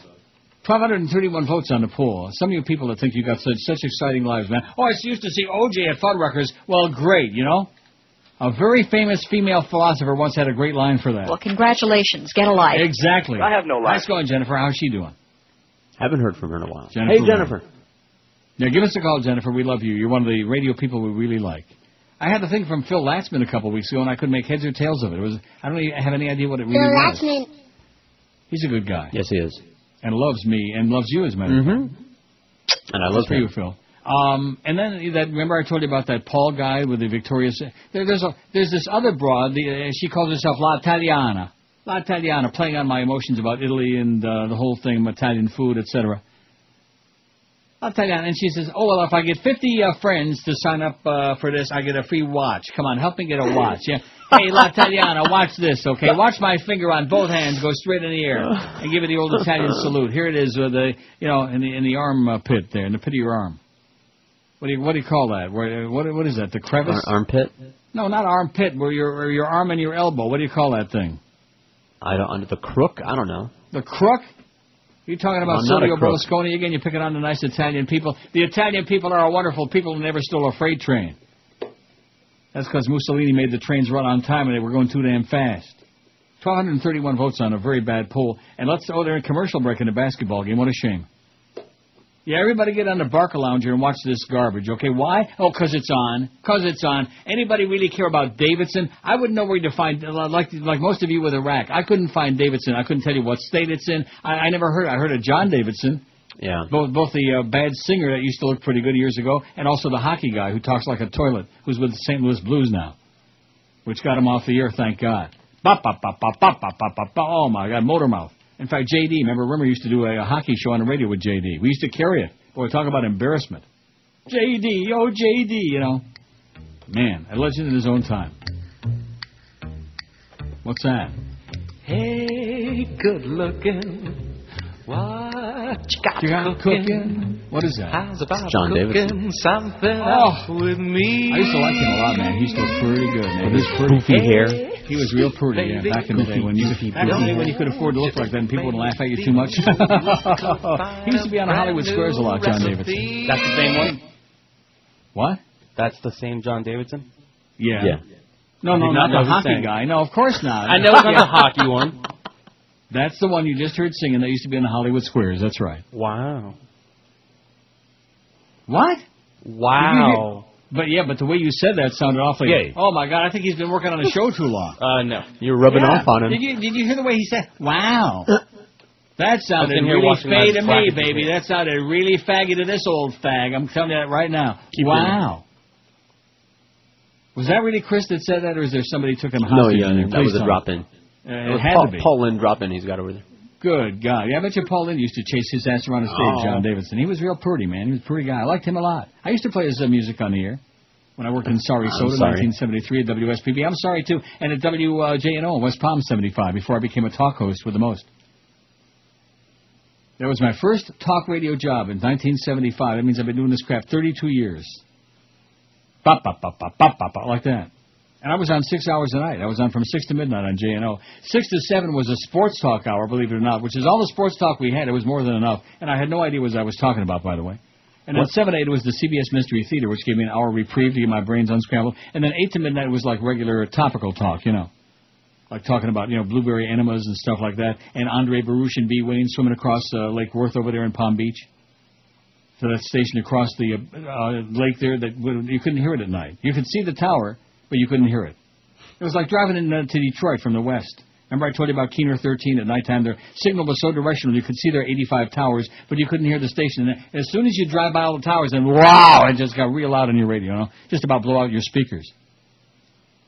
Those are the days, baby, when a radio was almost worth owning. James Cameron presents Jesus Christ in My One Son, starring Jesus Christ, Mary Magdalene, Judah, and Pontius Pilate as Uncle Charlie. Bye, bye, bye!